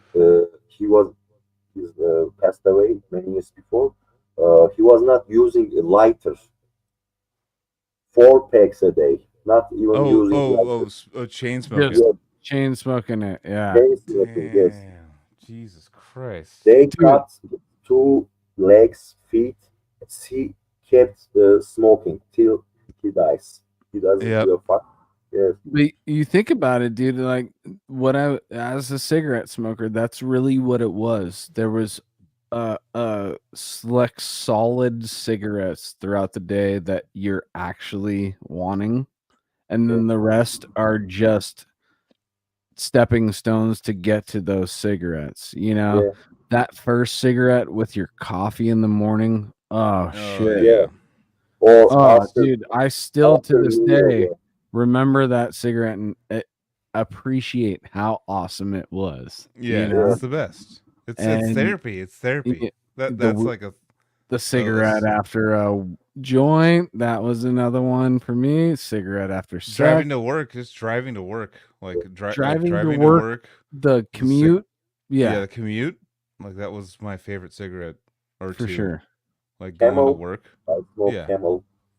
Yeah, I smoke Camel too. That Cigarette was after every day. dinner, cigarette after sex. That's really on- what it is. I was on tour and after eating a big meal, a Yeah. cigarette. Oh my god, that was like that. That's still my favorite. Turkish Camels.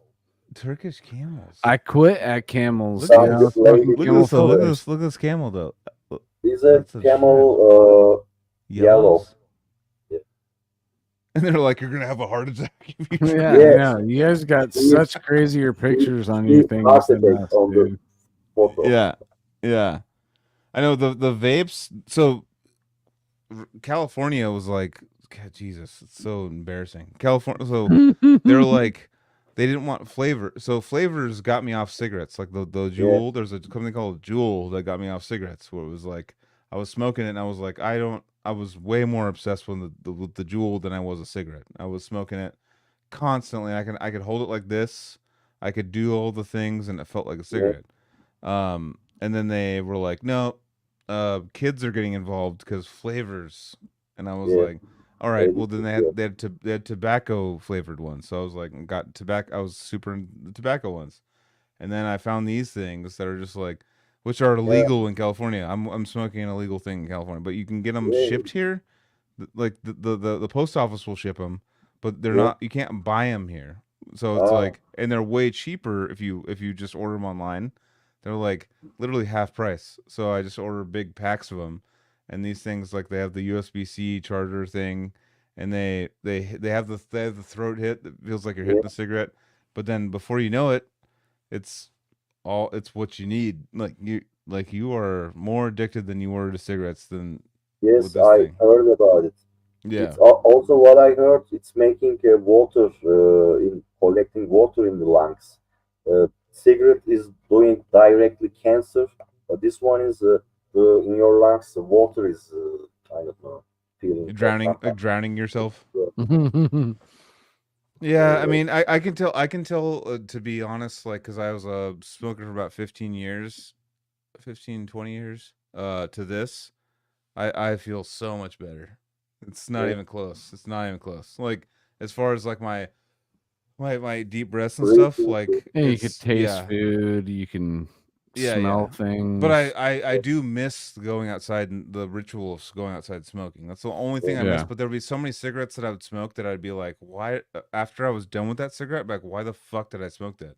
You know, I'd be like, Yeah. I didn't need it. I just wanted to go outside and smoke a cigarette. It just turned into a habit where I was like, all right, well, I didn't need to do that, but I did it anyway. Mhm. You know, it's like, yeah.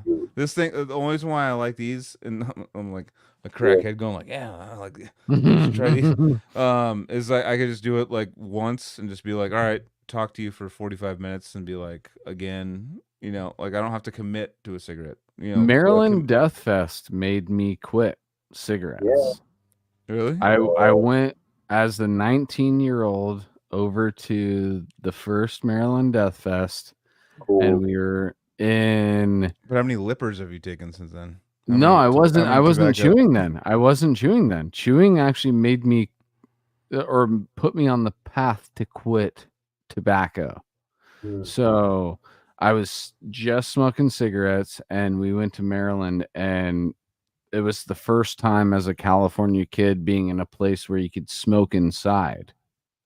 And I was there from doors open to doors closed for 3 days in a row. And I had plenty of cigarettes in my arsenal, and I did the math and realized that I was smoking 3 packs of cigarettes a day on that festival. And by day 3, I felt like somebody was sitting on my chest when I was laying down to go sleep at the Motel 6 that everybody was hanging out at. And my final straw was going home, and in Baltimore airport they had a little smoking pod that everybody could go smoke cigarettes in before, without going outside of the airport. Yeah. And Smoking while ground. me and Dan Kenny are in there smoking our cigarettes, we look around and it's a bunch of old, dying, decayed people that are hooked up on oxygen and all this kind of shit. And I was just like, wow, dude, if this isn't just a universe, like the universe showing us what we will be if we continue doing this. Yeah. They are And putting those on the cigarette packages, the gore photos, and trolls, cancer. it was all gray people that were just Yeah. not having a good time. 0 people were having a good Dude, if time. Batu was here right now, I would smoke like 5 cigarettes in a row with you, dude. That'd be so much fun to smoke. I would chain smoke because so you smoke Camels, right? Turkish. Yes. Like Camels, I wish they were healthy, dude. Like I wish too, dude. that's I my enjoy favorite. I them. miss cigarettes so much. they are I not enjoyed the also shit out of them. expensive, but, Favorite thing, dude. I love. That's actually how I made a lot of like most of my friends, like in the touring time, Over cigarettes, smoking yeah. cigarettes, like Yeah. sitting there. I remember like going into Virginia, we were playing. I forget what Suffocation or something, and I was like, I had quit smoking for 3 months, and I walked into the liquor store next door, and I was like, I was drunk, and I was like, "What's the new cigarette? What are the kids smoking?" I was like joking around, like, and they were like, "This Camel Crush." It's the one that you Oh, you yeah. smash the thing in the Oh, middle. yeah. And I was like, it just had come out. It was like 2007 or 2008, and I was like, oh, all right, I'll try it. And I just smoked, like I got back on it and just smoked that for like till 2021. You started again? Yeah, I started again for like another Uh, 10 or sorry, what's the math? 7 years. But yeah, it was like I was telling people like, yeah, dude, I've quit cigarettes like 7 to 11 times. I've Yeah. quit like over a month. Quitting means But over a month. to me. we've never quit nicotine. That's the thing. Oh no, I'm still. We I'm say still that super deep on it. Yeah. yeah, you we're take still nicotine from Coca-Cola, coffee, Yeah. It's hard. It's hard. I chew nicotine gum every single day. You still do? Oh yeah, dude. Well, as you're puffing on your fucking nicotine vape, yeah, of course. Whatever, dude. Just because you can blow bubbles with ears doesn't mean that. But that's crazy, man. No, it keeps a lot of people, and I've seen a lot of people that do the lozenges every day. They do lozenges. Nah, I can't do that. It's like it's a lot of nicotine at once, and I've taken them before, and I'm like, whoa! Like you feel that good nicotine, like back when you're a kid smoking, And people are gonna giggle at this, but it's an oral fixation. It's literally our mouth needs to be busy. What do you call me? Well, a guy that Okay. I'm sorry, I'm from a perspective of somebody who used to chew tobacco. Our mouth needs to have something in it. And there's those Zen things now. Those like those non or just the gum packets. too. Just like your mouth needs to be Yeah. busy. It's weird. And Well- and while your mouth is busy, you lick a shaft or now and then. But no, I'm just joking. You gotta get the nicotine while you're doing something with your mouth. So And here's the last question. that- Last question of the night. Batu, do you ever? Because this is my brain's kind of stuck on this. Do you ever see yourself stop drinking? Yeah, sure. Stop drinking, smoking, you mean? Both, either. Of course. I tried, I quit 6 months, 8 months periods. I also quit smoking. But Yeah. then, when you at the party and people are drinking beer, and with the beer, it's like popcorn smoking. Yeah, yeah, Same. Mhm. yeah. For me, I don't So really see myself ever fully quitting.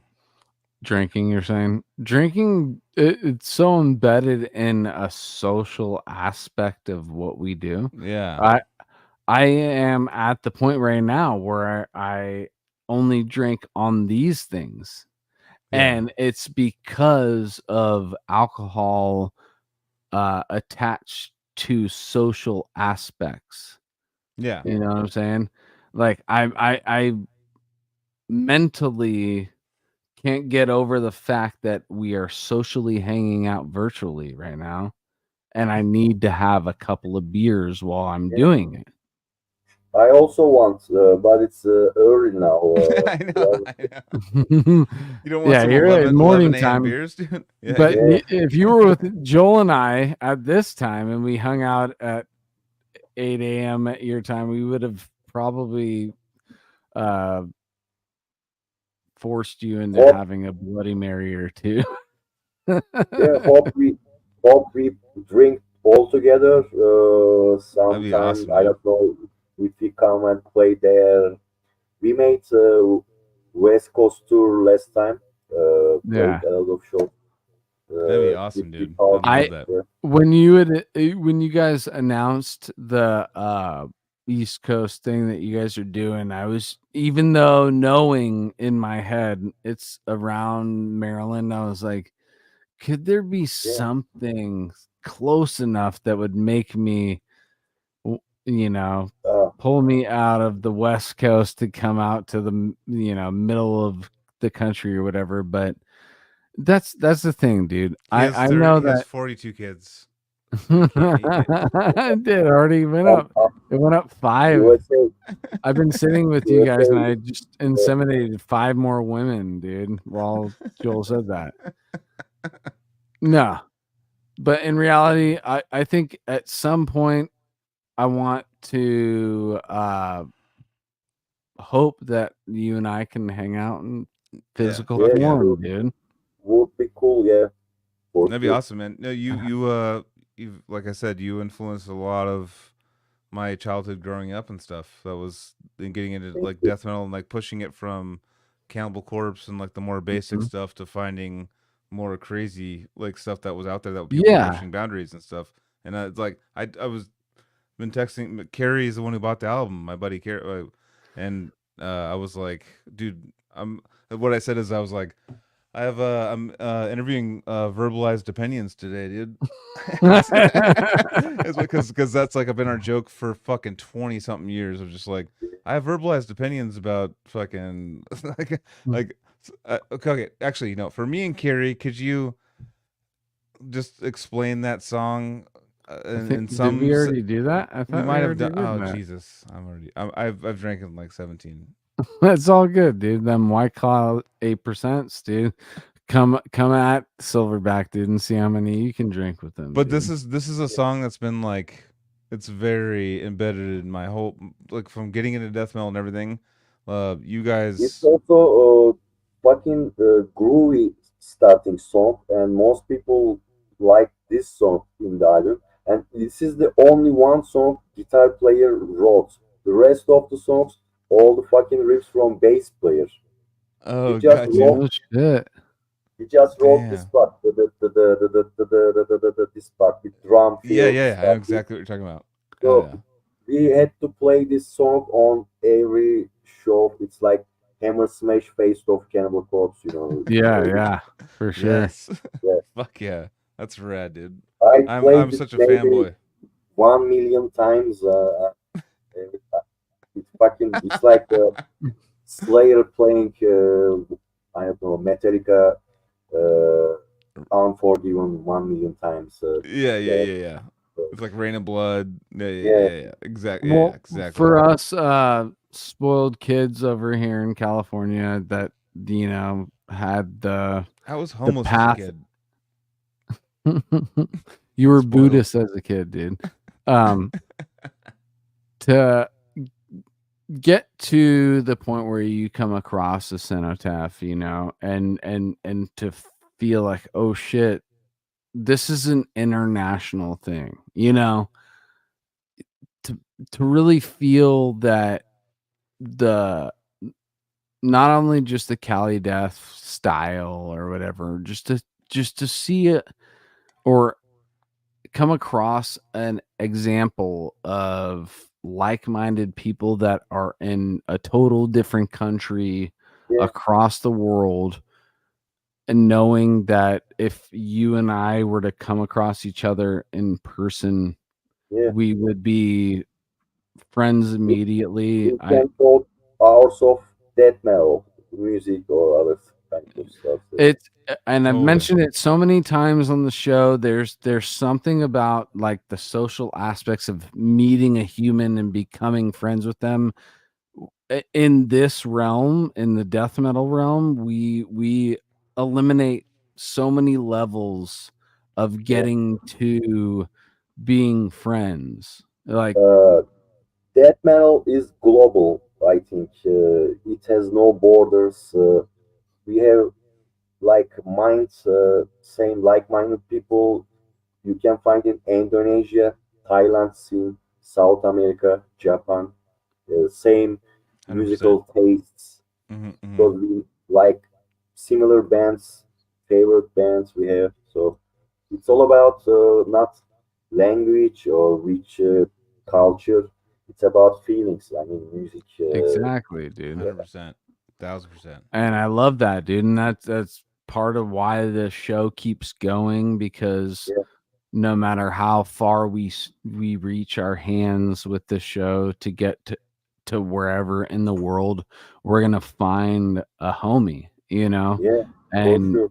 and 100%. Batu, you're a homie now, dude. Like Thank you, it bro. is 100%, dude. Like we're gonna keep Yes. in touch, and I'm gonna be friends with you from this point forward, dude, because we had this little chunk of time together, you know. Yeah, it's 3.5 hour.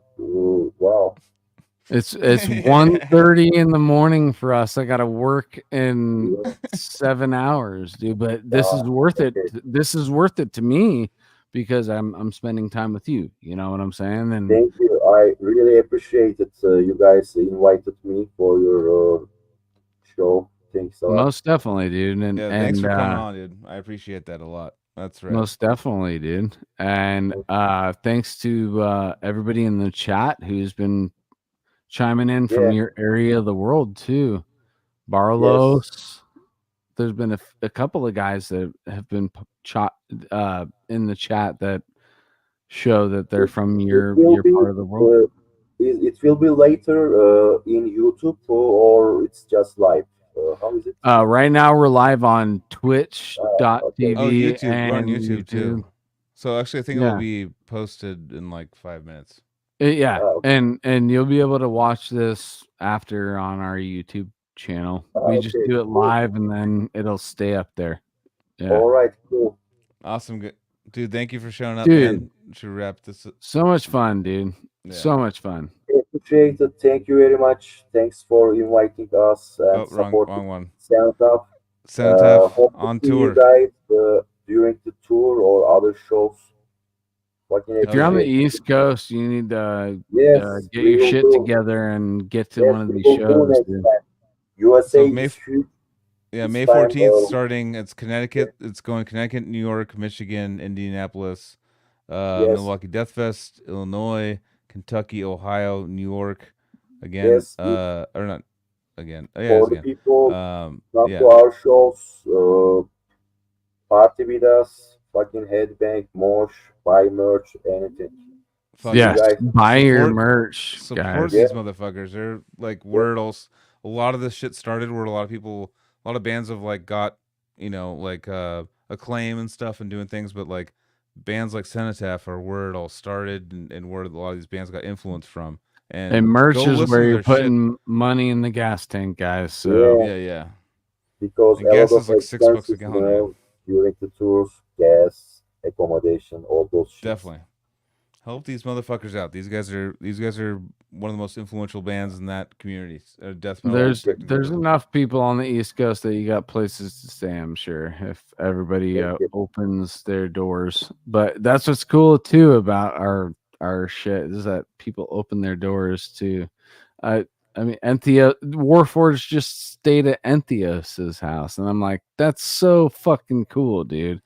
It makes my heart so big to know that the dudes from Warforged are now, touring and getting, opportunities to stay at places like the Entheos house. And you're just like, fuck yeah, dude. Yeah, if you guys have a place with an extra room or extra 2 rooms and someone's touring, and you guys, that would mean if you want Save to show any those of those support, bands. yeah, you'll save Thank them you very much. hotel costs and stuff like that. Yeah. But anyways, All right. fuck yeah, dude. Thank That you. was So fucking cool, sick. I'm dude. super stoked to fucking do this, man. Dude, we're 3.5 hours in, dude. Yeah. This is so awesome, dude. All right. Batu, I love you, dude. We'll keep in touch, brother.